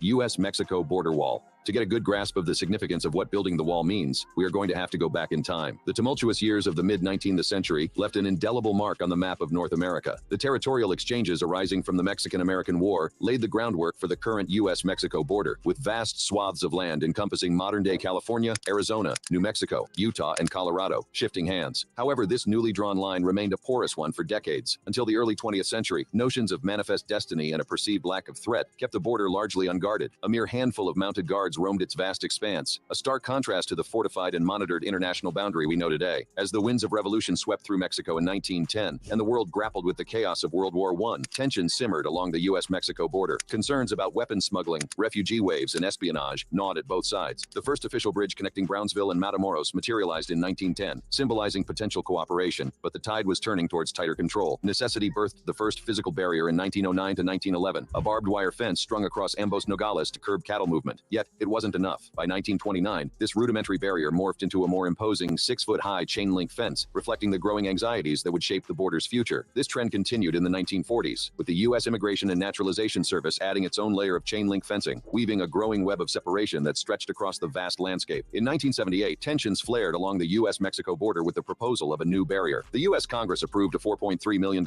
plan to replace aging fences near San Isidro and El Paso, Texas, adding 6 miles of new fencing. While proponents saw it as a necessary security measure, critics dubbed it the tortilla curtain and decried its potential impact on cross-border relations. Fueled by anxieties about immigration and bolstered by President Nixon's initial proposal, the project took shape. Anchor Post Products secured the contract, raising eyebrows with their description of the fence as razor sharp, generating outrage in Mexico. President Jose Lopez Portillo officially protested, and the matter even reached the diplomatic stage during President Carter's 1979 visit to Mexico. Ultimately, construction proceeded, but with significant modifications. The razor wire initially envisioned was absent, and the total length remained far shorter than originally proposed. The 1990s witnessed a significant shift in U.S.-Mexico border security. President George H.W. Bush authorized the first 14-mile fence near San Diego, setting the stage for further expansion under President Clinton. Driven by concerns over drug trafficking and undocumented immigration, Clinton oversaw multiple operations like Gatekeeper and Hold the Line, resulting in additional barriers along the California, Texas, and Arizona borders. Notably, these fences weren't imposing concrete structures, but rather repurposed helicopter landing mats from the Vietnam War, reflecting a more pragmatic approach at the time. Interestingly, Clinton also signed the 1996 Illegal Immigration Reform and Immigrant Responsibility Act, which paved the way for further fence construction and reinforcement of existing barriers. These developments marked a turning point in the history of the U.S.-Mexico border, laying the groundwork for the more extensive and politically charged fence projects that would follow in the next decades. The tide turned dramatically in 2005 with the Real ID Act. Tucked away within this seemingly unrelated legislation was a rider authorizing the Secretary of Homeland Security to bypass environmental and procurement laws in constructing border barriers. This legal maneuver paved the way for rapid expansion under President George W. Bush. From a mere 75 miles of fencing in 2005, proposals began swirling, each more ambitious than the last. Congressman Hunter advocated for a fortified fence spanning the entire border, complete with a 100-yard buffer zone within U.S. territory. The Senate countered with a plan for 370 miles of triple-layered fencing and vehicle barriers. While these proposals didn't become reality in their entirety, they reflected a significant shift in public discourse and political will towards more substantial barriers. The year 2006 witnessed a watershed moment with the signing of the Secure Fence Act, authorizing the potential construction of a staggering 700 miles of physical barriers along the U.S.-Mexico border. The act garnered overwhelming support in Congress, but stirred a whirlwind of controversy outside. Critics, including the Mexican government and Latin American ministers, decried the plan as divisive and harmful. Even within the U.S., voices of dissent arose. The then Texas Governor Rick Perry advocated for a more open border with technological solutions, and the Laredo City Council unanimously condemned the expansion. Mayor Salinas of Laredo poignantly highlighted the economic significance of cross-border interactions, calling the act a slap in the face to communities like his. The U.S.-Mexico border, nearly 2,000 miles long, with more than 200 million legal crossings every year and uncounted numbers of illegal ones. Today, President Obama signed a bill upping funding for border security by $600 million, with Homeland Security Secretary Janet Napolitano looking on. The virtual fence dream fizzled in 2010. After years of delays and cost overruns by Boeing, Homeland Security pulled the plug on its expansion beyond 2 Arizona pilot projects. The initial software proved inadequate, unable to handle the data deluge from the border. Instead, the remaining $50 million was funneled towards more mobile solutions, surveillance devices, sensors, and radios for Border Patrol. This marked a shift, reflecting the challenges and limitations of a single high-tech approach to border security. By then, the Secure Border Initiative had spent $3.4 billion constructing 640 miles of physical barriers, a stark reminder of the complex and multifaceted realities of securing the U.S.-Mexico border. In May of 2011, President Barack Obama declared that the construction of the wall had reached a significant milestone. He asserted it was essentially finished, with 649 out of the planned 652 miles completed. This comprised 299 miles of vehicle barriers and 350 miles of pedestrian fencing. Obama remarked that his administration had exceeded the expectations set by Republicans who advocated for broader reforms, particularly in terms of enforcement. Despite fulfilling their requests, Obama anticipated ongoing criticism, suggesting that some may perpetually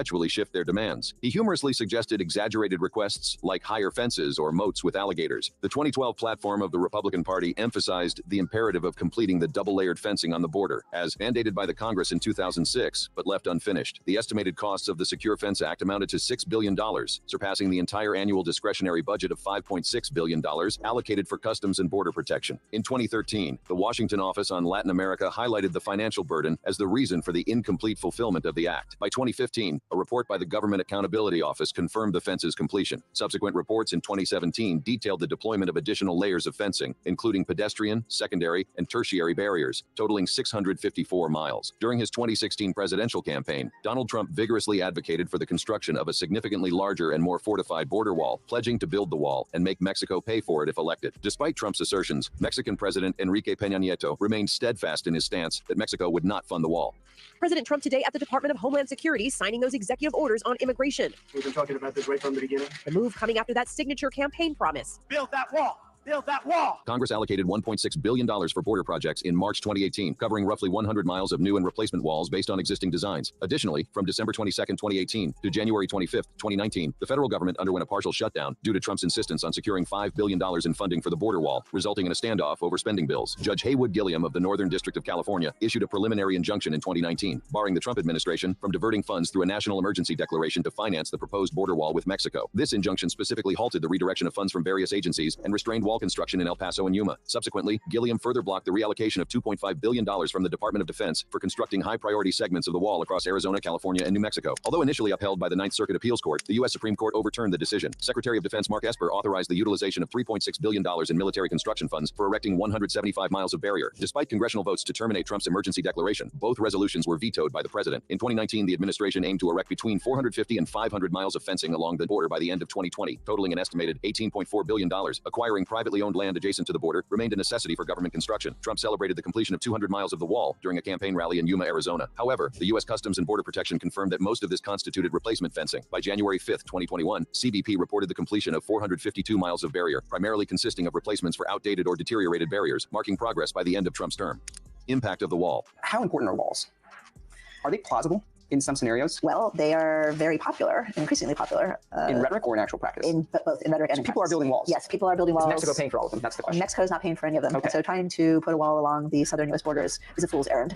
Would be quite costly and ineffective. Despite the ongoing construction of the Texas border wall, questions linger about its effectiveness. Research conducted by both Texas A&M University and Texas Tech University suggests limited impact on curbing illegal immigration or contraband movement, highlighting potential shortcomings of the multi-billion-dollar project. Adding to the skepticism, U.S. Senator Martha McSally voiced her concerns in mid-April 2019, stating that a physical barrier alone would not be enough to resolve the complex challenges at the border. The Texas border wall's effectiveness remains a hotly debated topic. Critics, referencing research from institutions like Texas A&M and Texas Tech, argue it offers minimal impact on deterring illegal immigration or drug trafficking. They warn that even with walls, smugglers adapt, employing tunnels, drones, and other means to circumvent barriers. Senator McSally echoes these concerns, emphasizing the need for more holistic solutions like addressing migration's root causes. However, proponents like U.S. Customs and Border Protection tout the efficacy of physical barriers, citing their success in deterring some crossings and facilitating apprehension. They counter arguments about circumventing methods, highlighting the deterrent effect and logistical challenges walls impose on smugglers. In the United States, approximately 65% of recent illegal residents have been categorized as visa overstayers, individuals who initially enter legally but exceed their authorized stay. No matter its height, the wall won't deter visa overstayers since they arrive legally but overstay, he stressed. Out of the estimated 11 million undocumented immigrants in the U.S., roughly 2/5 are believed to have entered through this method, according to the sociologist. Regarding the remainder, evidence from global border crossings suggests that even with an expanded wall, people find alternative routes, whether over, under, or around it. Contrary to negative portrayals, undocumented migrant communities typically exhibit lower crime rates, he noted, emphasizing the determination and resourcefulness of migrants in overcoming barriers. The Texas border wall, touted as an impenetrable barrier, has faced a reality check in the form of ordinary power tools. Maintenance records from U.S. Customs and Border Protection reveal a stark truth. Mexican smugglers breached the wall multiple times per day over its first 3 years, using readily available equipment. The Washington Post detailed the alarming figures of nearly 900 breaches in fiscal 2019, followed by over 901,400 in subsequent years. While repairs were made, costing an estimated $800 per incident, they often left visible scars, a constant reminder of the wall's vulnerability. These breaches weren't isolated events. In November 2019, news emerged of smugglers sawing through steel bollards even before security sensors were installed, showing the foresightful adaptation of those determined to circumvent the barrier. The 2006 Secure Fence Act triggered a wave of disapproval from Mexico, its neighbor across the shared border. Mexican officials vehemently condemned the plan, highlighting the potential environmental damage and harm to wildlife it could inflict. Environmental ministers warned of the threat to unique ecosystems and raised concerns about the fence's impact on biodiversity and fragile habitats. The situation escalated to the point where Mexico threatened to file a complaint with the International Court of Justice if the U.S. failed to address their concerns. Tough talk from the Mexican president on the border wall proposed by Donald Trump.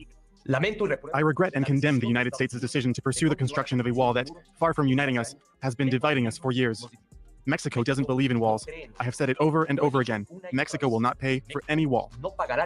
Donald Trump secured victory in the 2016 U.S. presidential election, partly fueled by pledges to erect a border barrier with Mexico, famously known as the Trump Wall. Following Trump's signing of an executive order in January 2017, which mandated the wall's construction, Mexican President Enrique Peña Nieto called off a planned visit to the U.S. Trump repeatedly asserted that Mexico would cover the wall's costs, but offered no concrete plan for this arrangement. However, Mexico unequivocally dismissed the notion of financing the project with Mexican funds, leading to ongoing tensions over the financing and implementation of the proposed border wall. In Tijuana, Mexico, demonstrators set ablaze effigies representing Donald Trump and a Border Patrol agent along the U.S. border on Saturday. Their protest aimed to denounce President Trump's migration policies, urging American voters to oppose him in the upcoming election. This protest took place in November 2020. A small group of migrant activists marched towards the beach fence dividing Mexico from the United States in Tijuana, vocally declaring, "Trump, we refuse to fund your wall." They then ignited a makeshift effigy of the president, adorned in a suit, symbolizing their discontent with his leadership. A wave of defiance washed over the U.S.-Mexico border at Friendship Park in October 2023, as 4 protesters chained themselves to different sections of the existing fence in opposition to its planned replacement with towering 30-foot walls. The demonstration began with local advocate Dan Wattman raising a banner proclaiming yes to friendship, no to walls, near the U.S. side of the binational garden. Over the next hour, Wattman and 3 others, including a member of the Friends of Friendship Park group, chained themselves to various sections of the existing fence on the Mexican side, directly halting construction progress. The border between the United States and Mexico stands as one of the most perilous land boundaries globally, witnessing numerous migrant fatalities annually. Crossing into the United States from Mexico unlawfully poses immense risks, with hundreds succumbing to death each year. U.S. Border Patrol data indicated 251 migrant fatalities in fiscal year 2015, a decrease from previous years. However, fiscal year 2020 witnessed 247 migrant deaths, the lowest since 1998. Predominant factors driving migrants to brave this hazardous journey include poverty, gang violence, and inadequate governance. In Eagle Pass, Texas, rows of makeshift crosses mark the final resting place of unidentified migrants. The gravedigger here tells Telemundo more than he's ever buried before. Tragically, fiscal year 2021 marked a grim record, with 557 Southwest border deaths, rising to 748 within the first 11 months of fiscal year 2022, primarily attributed to exposure-related causes such as heat stroke, dehydration, and hyperthermia. The U.S.-Mexico border, often viewed as a symbol of opportunity tragically hides a darker reality. Thousands of lives have been claimed in the attempt to cross it, with estimates ranging from 8,000 to 10,000 since 1994. Even official figures paint a grim picture. U.S. Customs and Border Protection logs over 8,000 deaths between 1998 and 2020 alone. The human cost isn't static. While death tolls fluctuated, 2005 saw a devastating peak of over 500 fatalities, and recent years have witnessed a resurgence. These statistics only represent confirmed cases, with countless more unreported or lost in unforgiving terrain. Even when reported, some deaths tragically slip through the cracks of official systems. Beyond the U.S., Mexico's Foreign Affairs Secretariat paints a similar picture, documenting hundreds of deaths on their side of the border between 1994 and 2000. While rescue efforts like the 3,417 migrants saved in 2017 offered a glimmer of hope, a shadow of controversy hung over the 2008 announcement by the Department of Homeland Security to build a U.S.-Mexico border wall. In a rush to expedite construction, they plan to bypass over 30 environmental and cultural laws, raising alarm bells for conservationists and local communities. Homeland Security Chief Michael Chertoff focused on minimal environmental impact, but critics in Arizona, New Mexico, and Texas argued otherwise. Their concerns centered on the fragile ecosystems along the Rio Grande, particularly endangered species like ocelots, jaguarundus, and even jaguars. Butterfly migration corridors, vital for maintaining ecological balance, were also deemed at risk.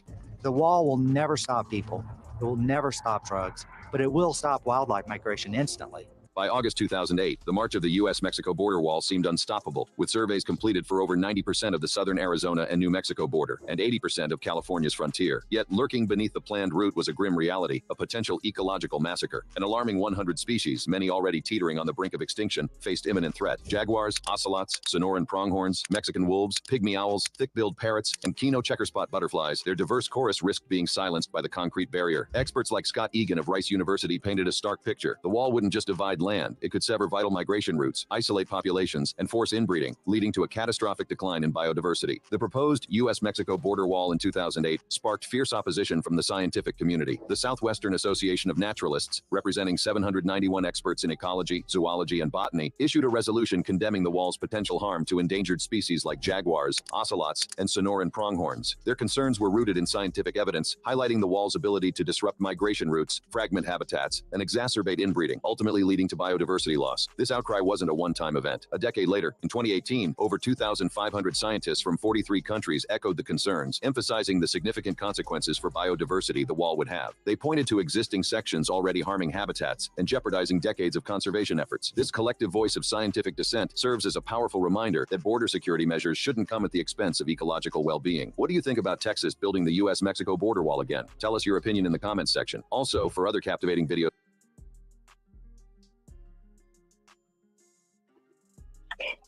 Yes, Snacks, I adore you. I always have. And you're right, after what everybody, all that bullshit back then, and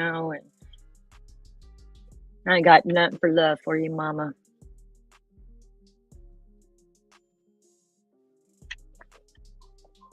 I love when you come by, actually. I love when OGs visit like that, you know what I mean? There ain't only you and Unc, really.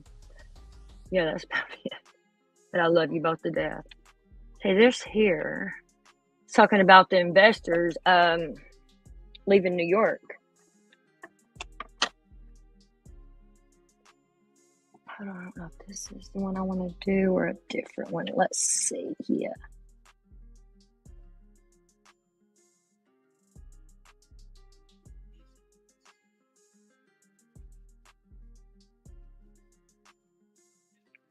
There's another one. Shit. There we go. This is one.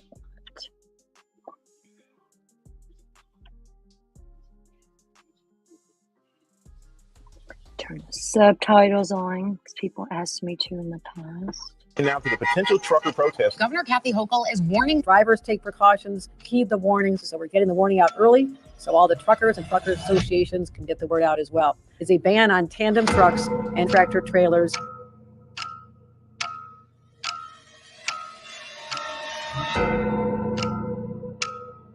The very high likelihood that there are going to be protests. That's because we've seen hundreds of protests in New York City already. The New York Times reports several major investment firms are leaving. Thank God for truckers. Dre, what could this boycott do to prices, not just in New York, but for all of us across the country? As the city braces for an influx of truckers, the sudden push for preparedness has stores rushing to replenish. There are fences up, there are police officers on horseback, and they're going to have a security perimeter that stretches for several avenues here. And this is because of the two factors, the two issues that you sort of alluded to right there. The first is I absolutely agree, Snacks. It's fucking insane. They're kicking out our homeless veterans to house these migrants in New York. Trump today. Not only was this not a victimless crime, Sean, you want to think about the people who did business with Donald Trump.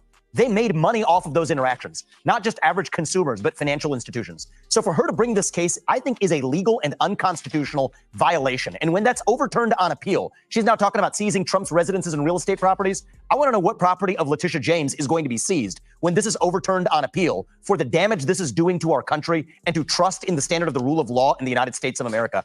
We need accountability when this is overturned on appeal. But for now, I'll say this is a travesty of justice, and this should not happen in the United States of America. Legal hits keep on coming for Donald Trump, and the world is waking up to the full banana republic nature of the judgment handed down against the former president in New York City last week. The corrupt persecution by this regime will not stop with me. Oh, it's not going to stop with me. I mean, they gave me a fine of $355 million for doing nothing wrong. This was a fine like never seen before. And you know the amazing thing, the people in this country, they understood it immediately. It's all a big hoax.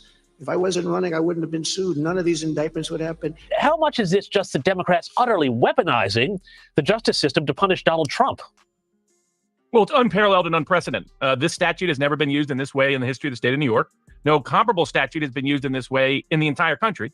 No case like this has ever been pursued against a leading political opponent of the presidential candidate, or anybody for that matter. I've been indicted more than some of the greatest criminals in the world for nothing. For nothing. If my plane flies over a blue state, that evening I get a subpoena to report to a federal grand jury.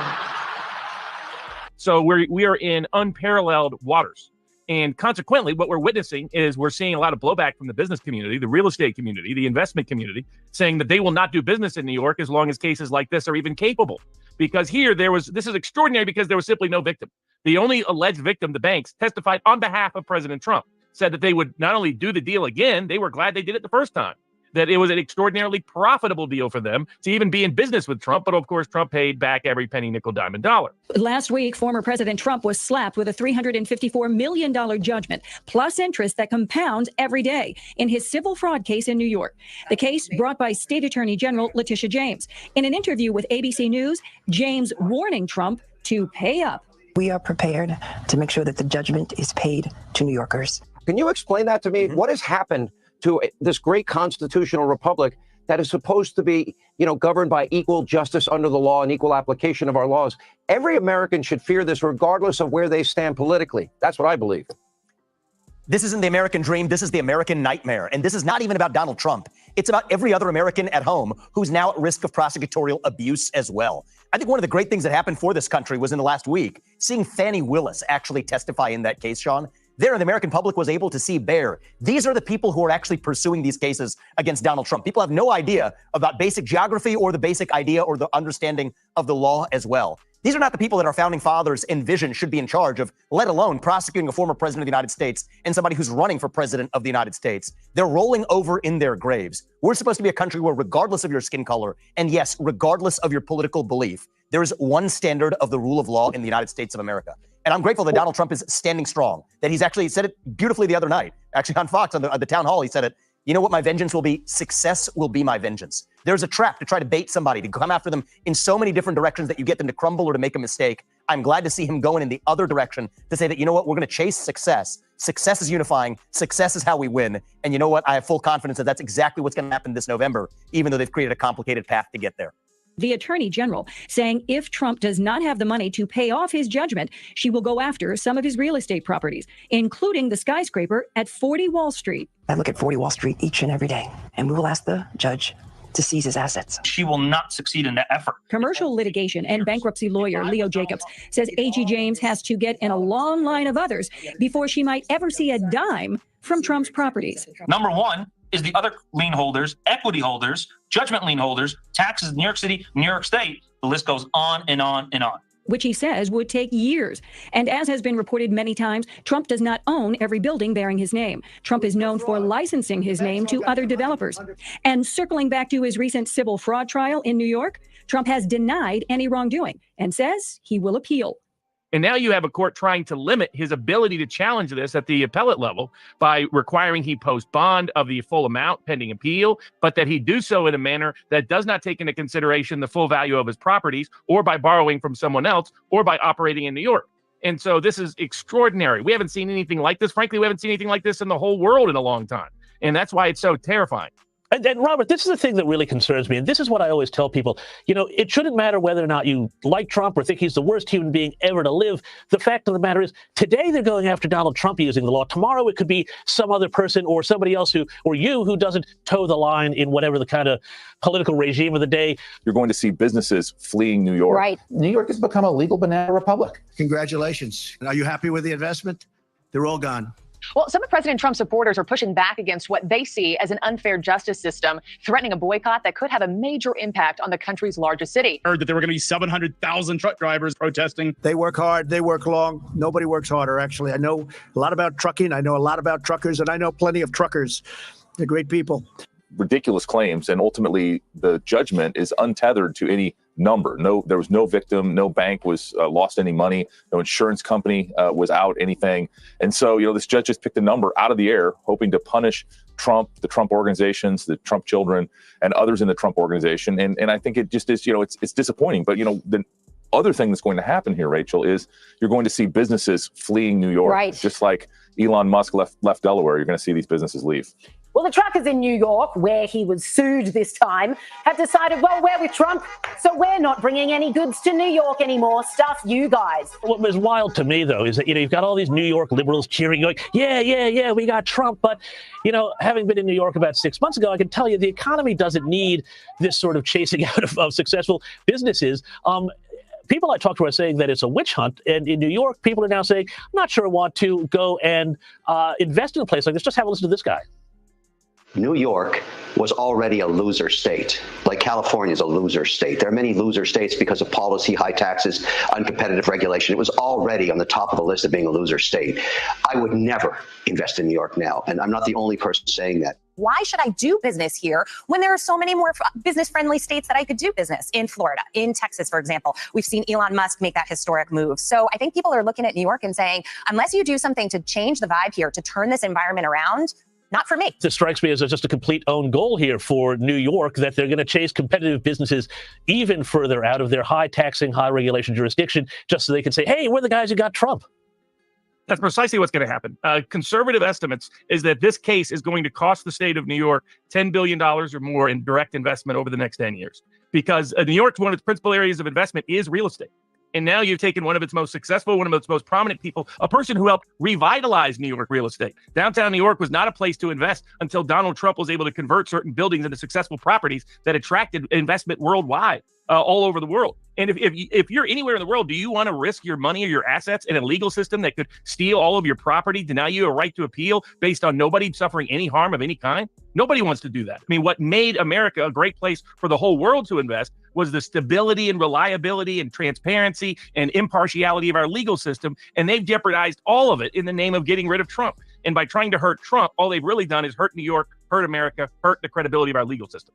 Why would we go to New York? Why take the risk? My only point is, did we just diminish the great state of New York and the great people of New York? And shouldn't they ask for better management so they don't become a flyover state? Remember, New York has the highest taxes in the country, the worst regulatory environment, and it's incredibly mismanaged. And I'm pointing out now, on top of that, you get this insanity, a victimless crime.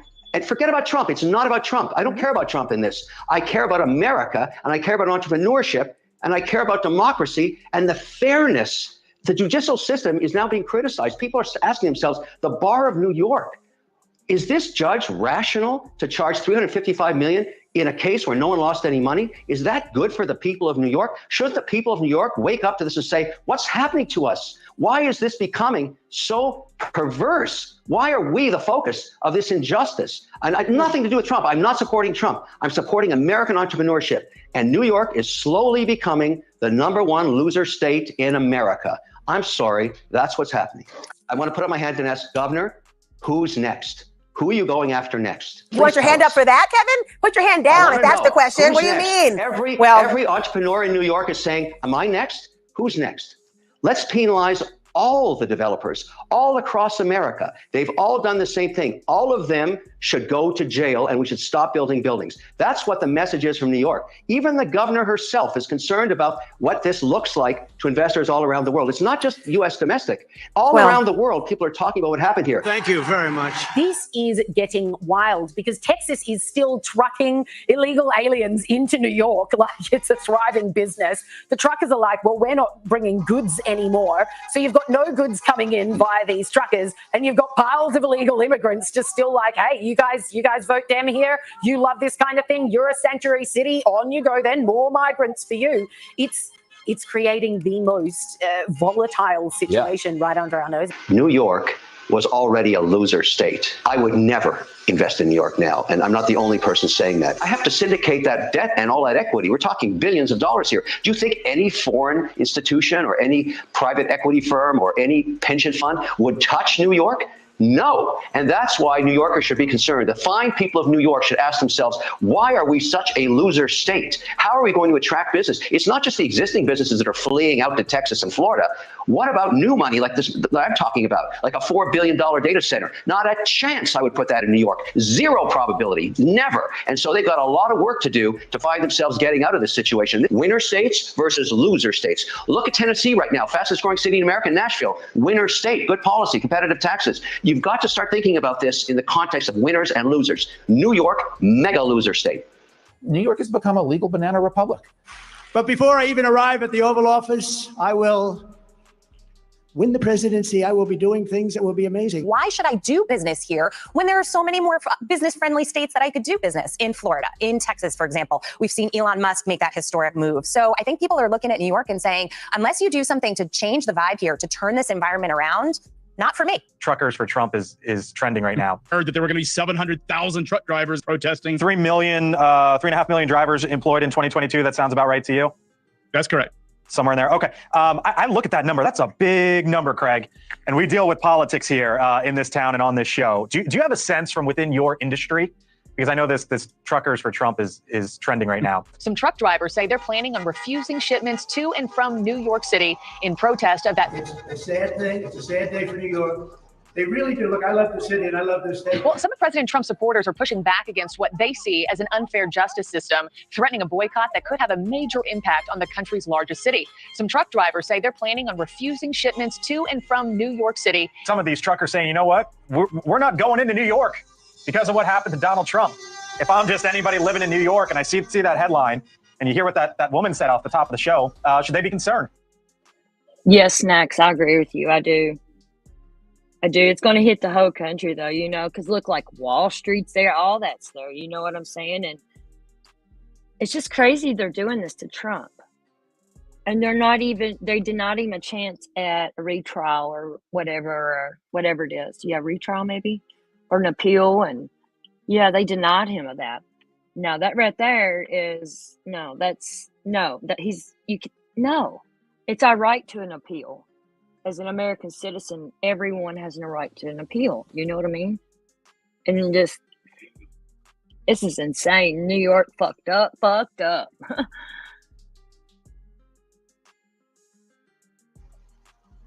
Dre, what could this boycott do to prices, not just in New York, but for all of us across the country?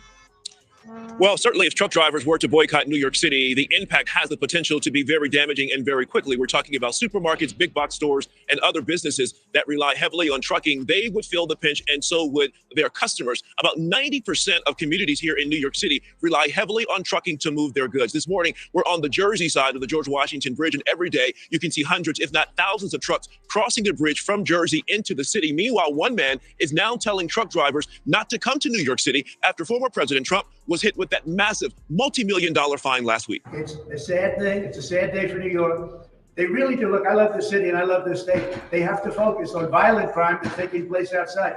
I look outside, I look at the streets. It's so different from when I left New York. It's so different. It's dirty and it's crime-ridden. And today you walk down the street, you get mugged or you get shot. You have a new form of crime now. You have migrant crime. Migrants are trying to beat up our police officers. They're trying to do things that we've never seen before, actually. We are going to have a problem with, I call it Biden migrant crime, because you have millions of people came into this place, this country that has been so badly hurt. And they're doing things that nobody's ever seen before. So you have violent migrant crime, and they're after me for doing nothing wrong. This time they have something that's really down and dirty that frankly, no country does other than a third world country, a banana republic. I've been on the radio talking to drivers for about the last hour 15 minutes. And I talked to at least 10 drivers going the other way. I'm heading down from South Wisconsin. And they're going to start refusing loads in New York City starting on Monday. Yeah, the man calls himself Chicago Ray, and as of last night, his post on X, formerly Twitter, had garnered more than 6 million views and 60,000 likes. Former President Trump also caught wind of what Chicago Ray is doing and reposted Ray's video on his platform, Truth Social. But it's hard to ascertain exactly how many drivers are answering his call and what kind of impact it may have. It's not an organized effort, and the drivers expressing support for Chicago Ray, they're scattered all across the country. We did reach out to the Teamsters Union, the union representing many truck drivers, but did not get a response. We also contacted and tried to call at least the National Supermarket Association, which is based here in New York City, but did not get a response. Meanwhile, a Chicago Ray says he and other truckers are irate over Judge Arthur Engoron's fining former President Trump more than $355 million for fraud. Ray, like the former president, believes it's a form of election interference. Meanwhile, we talked to one driver who says she's joining the movement to boycott New York City, and she says if things go as planned, the city could pay a big price. As part of a fiery closed-door deposition on Wednesday, Hunter Biden is denying he involved his father in any of his business dealings, rebuking GOP claims of impropriety surrounding the Biden clan. Hunter said, quote, "I am here today to provide the committees with the one uncontestable fact that should end the false premise of this inquiry. I did not involve my father in my business, not while I was a practicing lawyer, not in my investments or transactions, domestic or international, not as a board member, and not as an artist. Never." Biden asserted that Republicans had, quote, "built your entire partisan house of cards on lies," and referred multiple times to Alexander Smirnov, whom officials alleged fabricated his snacks. These people, you said they was a few fries short of a Happy Meal. They ain't even got no fries. Now, I don't know what our fucking country's coming to. It's crazy, ain't it? Didn't have a legitimate business. Their business was selling access to Joe Biden, the brand.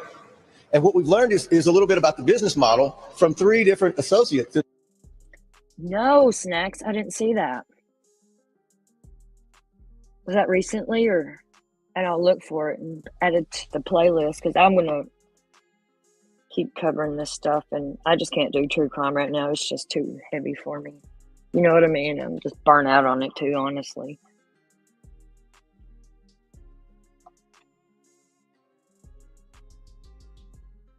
It said that Joe Biden communicated with the people right before the closing, so he was the closer of the influence peddling scheme, and that in at least 2 cases, one was CEFC, which was one that Hunter Biden was leading, one of the influence peddling schemes that he was leading, and one with Jim Biden, which was the AmeriCorps deal that Politico did a good job writing about. Both times in their scheme, in their pitch to obtain money in their influence peddling scheme, they said Joe Biden was interested in an equity ownership stake, and that Joe Biden might even, if the price is right, be on the board of these 2 entities. Congressman Matt Gaetz agreed with Comer's assessment, angrily walking back to give a brief presser following the deposition and railing against Hunter. Gaetz argued that the younger Biden provided no value to any of the companies he worked for, and it was purely a scheme for these companies to get closer to his dad. Let's watch. It is a mirage to believe that Hunter Biden was engaged in international business. This was a bribe masquerading as an international business transaction, nothing more, nothing less.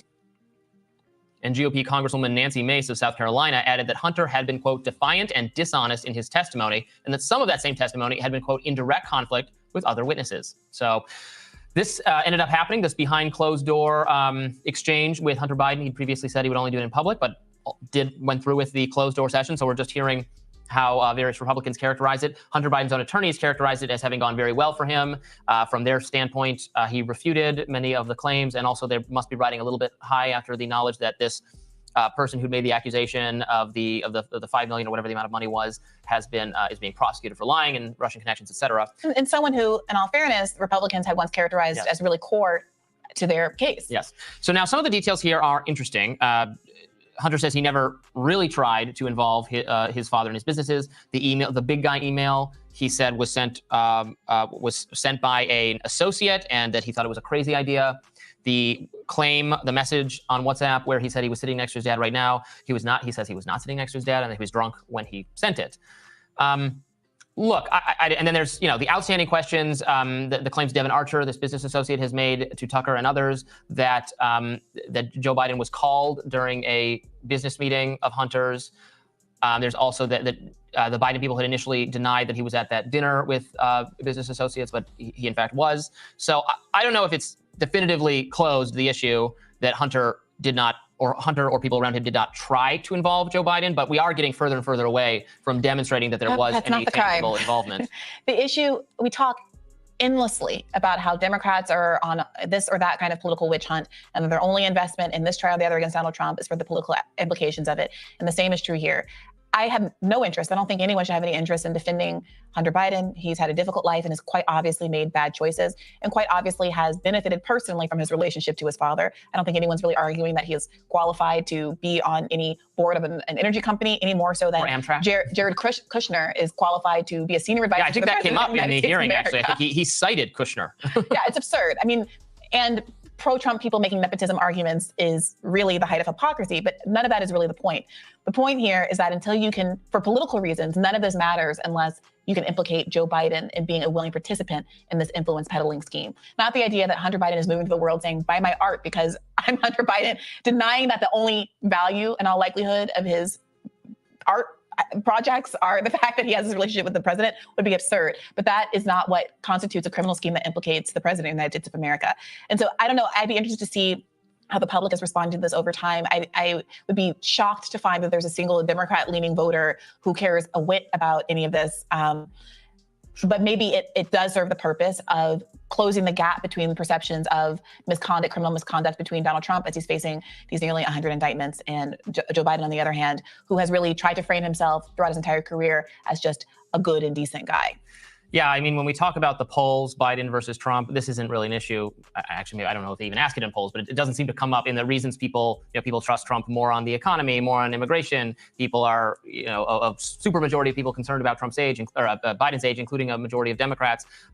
It's not, I think, as other issues with Biden have become more salient, obviously progressive dissatisfaction with the Middle East policy and some other things, as those things become more salient, maybe this has just faded to the background a little bit. I mean, it's still going on, and it is still something, frankly, that I know very conservative, the MAGA base still wants litigated and investigated, again, because their perception is that, well, they're trying to do everything they can to find something criminally involving Trump, so we should do that to Biden as well.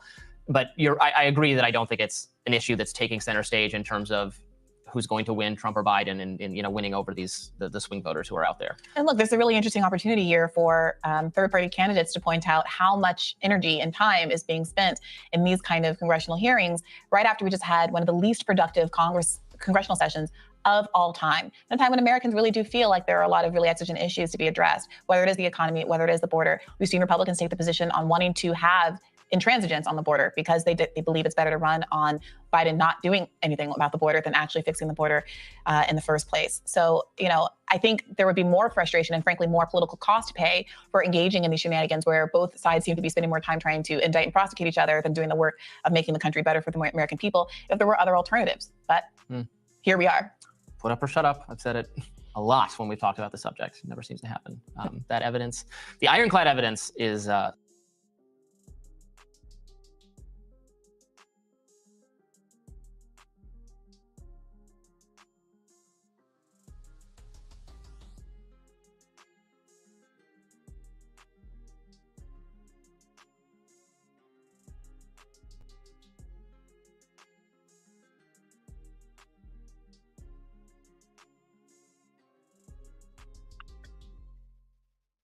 Thank you so much for the information you're telling me, Snacks. Yeah, I'm following it more and more. It's like I've been following it a while, and it's like, God damn, the more and more I get into it, you know what I'm saying?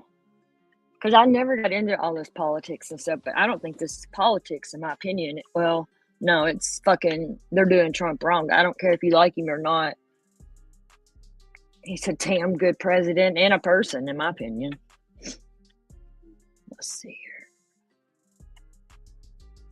I'm gonna get that snacks for sure that you tell me about. I might play it tomorrow because I'm gonna go live tomorrow too. I don't care. People, I lose subs. Oh well, it's my channel. But for sure, this here is about what's it about? That's not the one I wanted. Here it is. The Chinese migrants risking it all for the American dream. Well, y'all are fucking that American dream up, and they do see it, but they don't give no fuck. Biden don't.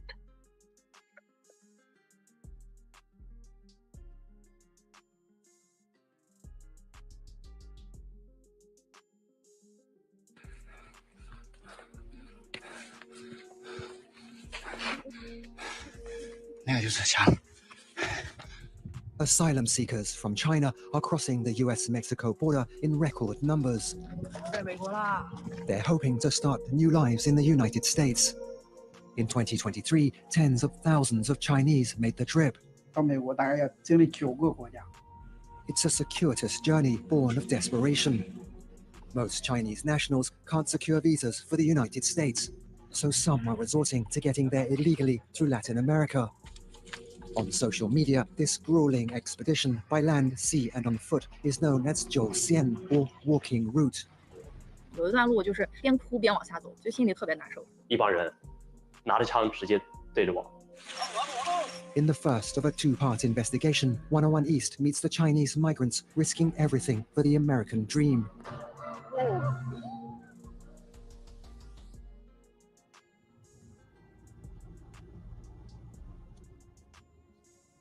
Han Lihua's journey to America began in the middle of the night during the COVID-19 pandemic in 2022. 11月20号，我们离开中国的。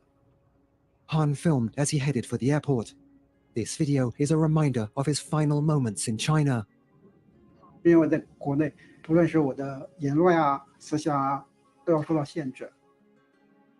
Han was a school teacher in Anhui province, financially secure and well respected by his community. But he is also a Christian, and although the Chinese government says it respects religious freedom, Han feared for his own safety. 我身边的那些家庭教会的牧师被迫害，甚至被酷刑虐待的。如果我留在中国，或者是如果我回到中国，如果我坚持我的信仰方式啊，包括我的对于这些中国政府、共产党的这些态度啊，以后我也会遭遇那样牧师的那些同样的经历。好，出发吧。 Han didn't travel alone. His companions and fellow asylum seekers were old friends who shared his Christian faith. They'd all had no luck obtaining US visas. 32-year-old Zhou Yu says it was his girlfriend, Fu Zijing, who convinced them to take drastic action. 他说我们要走线嘛，对我们6个人都不敢，只有他敢，所以我们就跟着他，我们就一起走。我可能是属于那种胆子比较大的。 The term 九线 or walking route started trending on Chinese social media in 2022 and refers to an overland journey to America. 从基多的机场出来了，我们7个人。 The first stop is Quito in Ecuador, a country that Chinese passport holders can visit visa-free. From there, the migrants enter Colombia illegally and travel to the coastal town of Nacocli. They then cross the sea to Acandi, near the border with Panama, before heading north to the United States. 从中国和美国大概要经历9个国家，最辛苦的还是雨林了。 He's referring to an area known as the Darien Gap. Often called one of the world's most dangerous migration routes, it's the only piece of land connecting Central and South America. Here, there are no roads. The terrain is unforgiving, and migrants regularly fall victim to criminal gangs. 走那个雨林嘛，那些山路真的很辛苦。但是我就想，这么辛苦，但是也还是有很多人去做。那别人能做，我们不能做呢？ A record 500,000 migrants from all over the world crossed the Darien Gap in 2023. 人太多了，人太多了。 More and more of them are Chinese citizens. Authorities in Panama say they were the 4th biggest group by nationality in the first 9 months of 2023. Why they take this dangerous way? Because they couldn't get the US visa. Chen Chuang is a democracy activist and immigration lawyer practicing in New York and California. the United States and the China government deeply distrust each other. I believe that's the reason why United States government does not issue so many visas to Chinese people anymore. Asylum seekers Ethan Wang and his sister Maggie are two of Chen's youngest clients. The children crossed the southern US border with their... Yeah, I get that, Snacks. I do.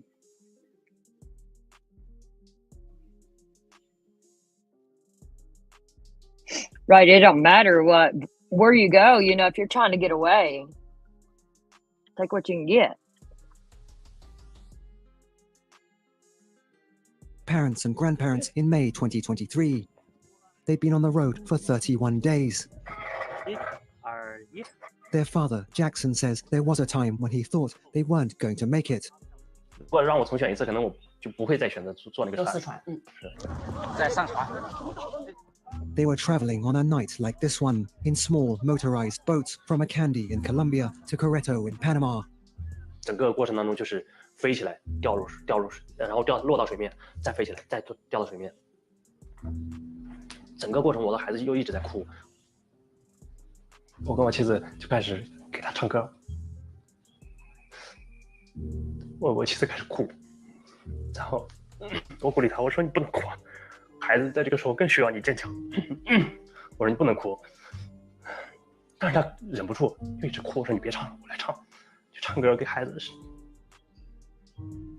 他快要靠岸的时候，马达熄火的时候，我觉得哇，就是浑身得到释放，我就感觉是判了死刑的人得到突然说宣布你获得自由的那种感觉啊，觉得我的孩子得救了。Jackson says for years he longed to live in a country where his family could practice their Christian faith freely.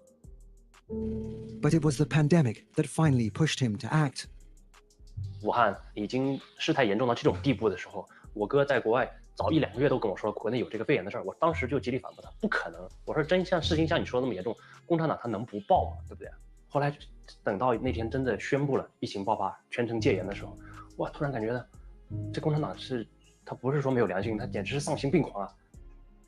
The Wangs fled in early 2023, several months after Beijing eased pandemic-related travel restrictions. To conceal their itinerary, they decided to go first to semi-autonomous Hong Kong before making their way to Ecuador.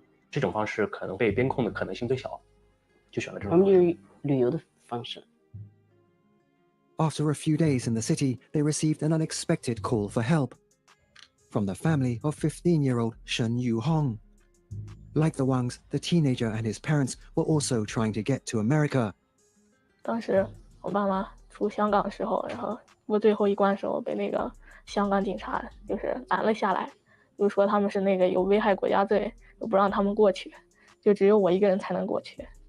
His sister Yang Xiao blames herself. 其实他们本身没有任何的问题，他们自己本身也没有任何犯罪，就是被我们影响。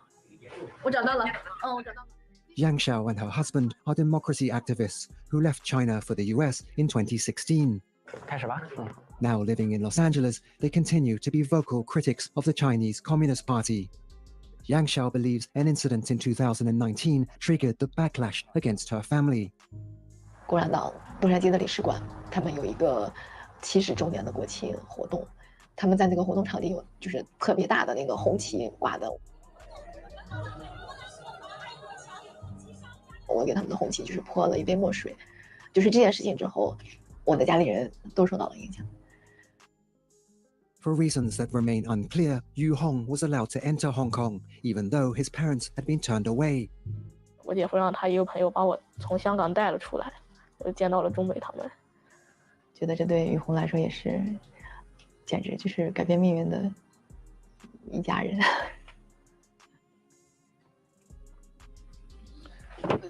你看，走线的视频太多了，全部走线的，乌泱的，我操！ The desire to get to America by any means possible has turned one Chinese migrant into an unlikely internet celebrity. 我要走在向导的前面。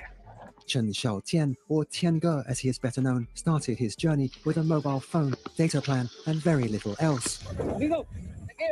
But posts like these won him tens of thousands of followers on social media, enabling him to crowdfund his way across Latin America. Thank you, thank you. 没有想要取悦任何一个粉丝怎么样的，我就是主要是记录自己的生活而已。新冠疫苗救人命。It was social media that landed Tiange in trouble in 2021. He was sentenced to 14 months in jail for posts that were deemed to have hurt the interests and image of China. 加油！ Even before he was released, Tiange knew he had to leave. 我怕再次进监狱，知道吗 ？Go go go！ 加油！ Along the walking route, Tiange live-streamed whenever he could, revealing a thriving industry built around migrants like himself. 这边都是找人，背包的，已经形成规模了。背包的形成，啊，这是我的背包，朋友，第一次骑马。Migrants with deeper pockets can pay for an easier journey. 有2条路线，一个是不骑马路线，一个是骑马路线。骑马路线比不骑马的贵500-600美金吧。现在这个路线已经很成熟了，你坐车到这个地方哈，要换车的时候啊，都有蛇头在那等着你接你的。我10块钱跟我们。It's not just human traffickers who are profiting. According to Tiange, the Honduran police officer in this video wanted money from him and from the migrants he was with. 那个警察就这样，他用一张20美元设成币，他就过来拍拍你。Zhou Yu and Zhu Jing say they had a similar experience in Guatemala. 他就这样拍拍你，然后让你看20美元的照片，他就这个意思。他就是要钱。对，然后。 Neither the Honduran nor Guatemalan authorities could explain to 101 East the alleged actions of their police officers. After crossing the Darien Gap, migrants have to head north through multiple countries before arriving at the US border. 穿越洪都拉斯危地马拉的边境。 There are numerous checkpoints and roadblocks along the way. 每次上那个大巴车，我心里我就觉得很难受，我就在想，这会不会就是路上开着开着突然停，他一停，万一是移民局上来的，然后就开始尽量把帽子放低一点，然后衣服往身上盖一点，让移民局的人发现不了我们嘛。The group of friends made it to Mexico City. 马上到美国啦。 But they celebrated too soon. 我们就是那天晚上坐大巴嘛，他们一家4口顺利的继续走。警察上车之后没有抓他们，然后把我们3个给叫下车，让车走了。 They were held in a Mexican immigration detention center for 4 days, then sent back south to a Mexican town near the border with Guatemala, where they were caught and detained again. After this, the 3 migrants decided to turn to local traffickers for help. They paid $2,000 each. 一个车里塞20多人，对我都在腾空在里面，他在车里面被挤哭了2-3次，对，实在是太挤了，太多人，那个人挤人，而且当时天又热，就是在里面你保持一个姿势几个小时，你的腿就完全是没有知觉。网红桥。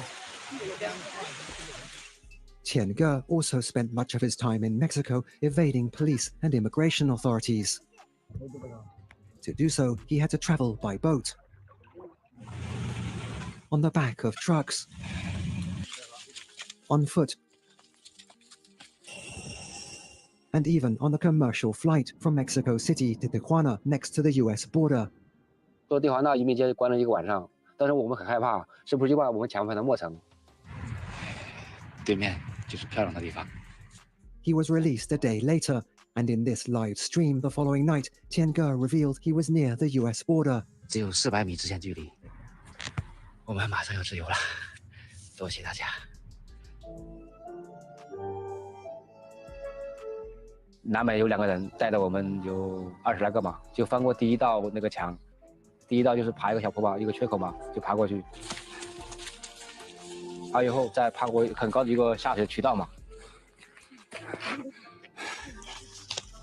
走上去就到那个最高那个难民墙，好累死了，触摸一下吧。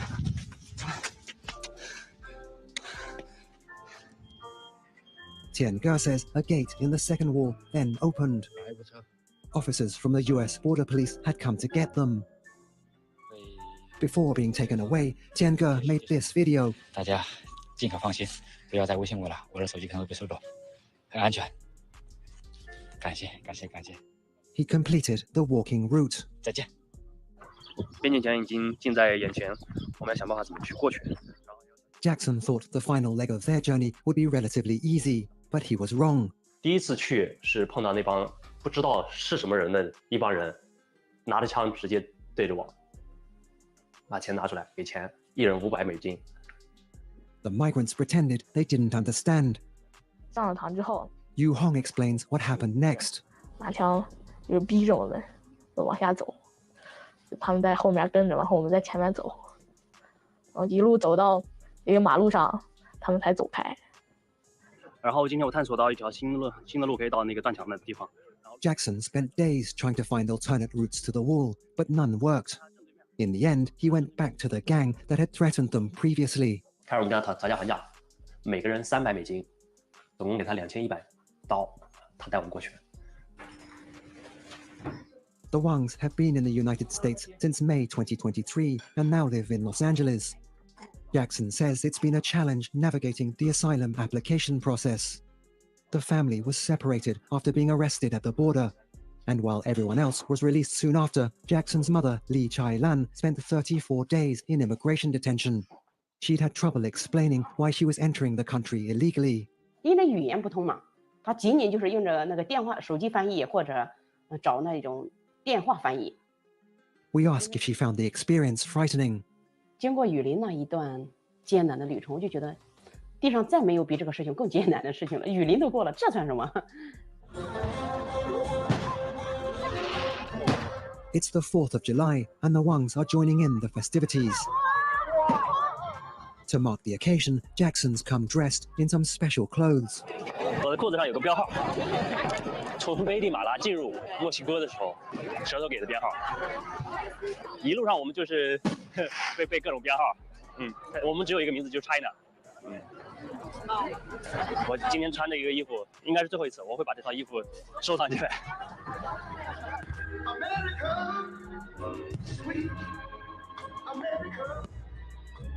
Jackson still can't quite believe they've all made it here.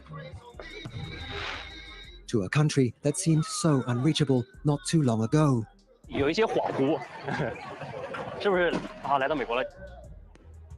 本身原生不是在这儿，但幸运的是我可以选择我的祖国。我觉得美国才是我精神上的祖国。 Yu Hong is also adapting to life in a new country. But his sister, Yang Xiao, is now worried about her husband's relatives who are facing harassment by local police in China. 那警察总是上门。 Her husband, Geng Guanjun, tells us his parents and niece are being punished after his brother fled for America. 你跟家里人联系过吗？我父母70几岁了，你们把护照、什么身份证、户口都收走了。我侄女13岁，一个未成年人，也把她护照、身份证都收走了。现在限制他们的行动自由，现在对他们进行监视居住。这个路上这花钱的事儿怎么办呢？ Guanjun's younger brother, Hongjun, is now in Quito, Ecuador. 你计划是什么时候开始走啊？ 看看那啥，他再确定是怎么走，要么就是明天啊。We've come to Colombia. Hongjun has made it here and we're hoping to meet him. Our destination is Nacocli, a seaside town 780 kilometers north of the capital, Bogota. This area was once a relatively quiet getaway for beach lovers.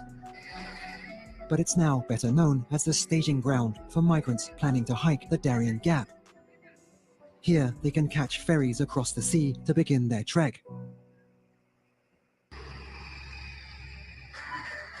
We managed to find Hongjun. He's with 2 other Chinese migrants. 我们先那个取点钱，这取点钱付给那个过雨林的那个钱。 Their local guide is standing nearby, but he's nervous and the migrants tell us to keep our distance. 一会儿那个石头过来就先不要拍了，先不要拍，他可能是不太想让我们这儿拍到。跟着去是没事可能，但是拍的话应该他不要，会不会对你们威胁？因为他们做的不是很正当。对。 Hongjun's companions are newlyweds and devout Catholics. Wang Chongyang says they left China for the sake of their future children. 我希望我的孩子能有一个自由的信仰，还有平等的对待。这个是什么？ Mosquito, amigo, repelente. To prepare for the trek, the migrants spend several hours buying hiking gear. 雨衣了、鞋了，然后这些要准备一下嘛，然后杠头。 They also visit a supermarket to stock up on food. They'll need enough to last up to a week while trying not to overload their bags. The next 2 days are spent waiting and wondering when they can leave. Despite the clear skies, the migrants are told it's too risky to travel right now. 那边就海上有警察在查呀，这不方便说过去。 These are particularly stressful times for Hong Jun. He says police in China have been harassing his parents again. 他跟我父亲说嘛，说这意思，看看能不能他叫我回来，就是他再回去，即使就回去了，这个意思，就公安局的说嘛，就是你现在如果回来也没什么大的这个事情，但是都走到这里，我怎么可能是回去啊？不要相信共产党的话。费这么多劲，我都到这里了，他我回去啊，是不是？终于回去把你搬走，让你再也不要回去了。对。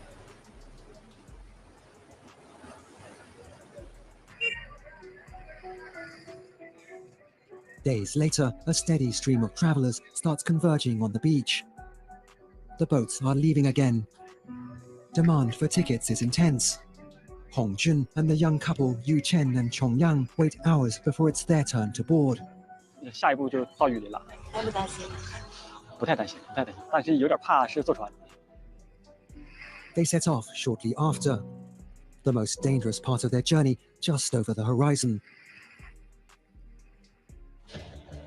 Next week, we reveal if they succeed and investigate what happens to some Chinese migrants once they've made it to America. 其实他们说到美国来更辛苦、更难的事情才刚开始。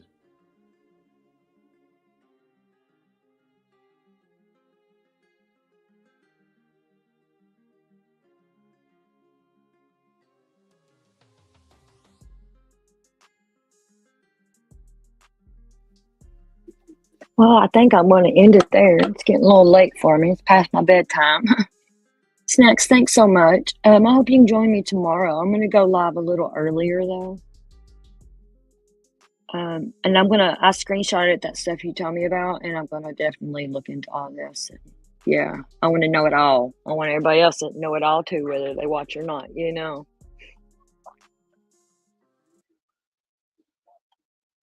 And let's see here. Where's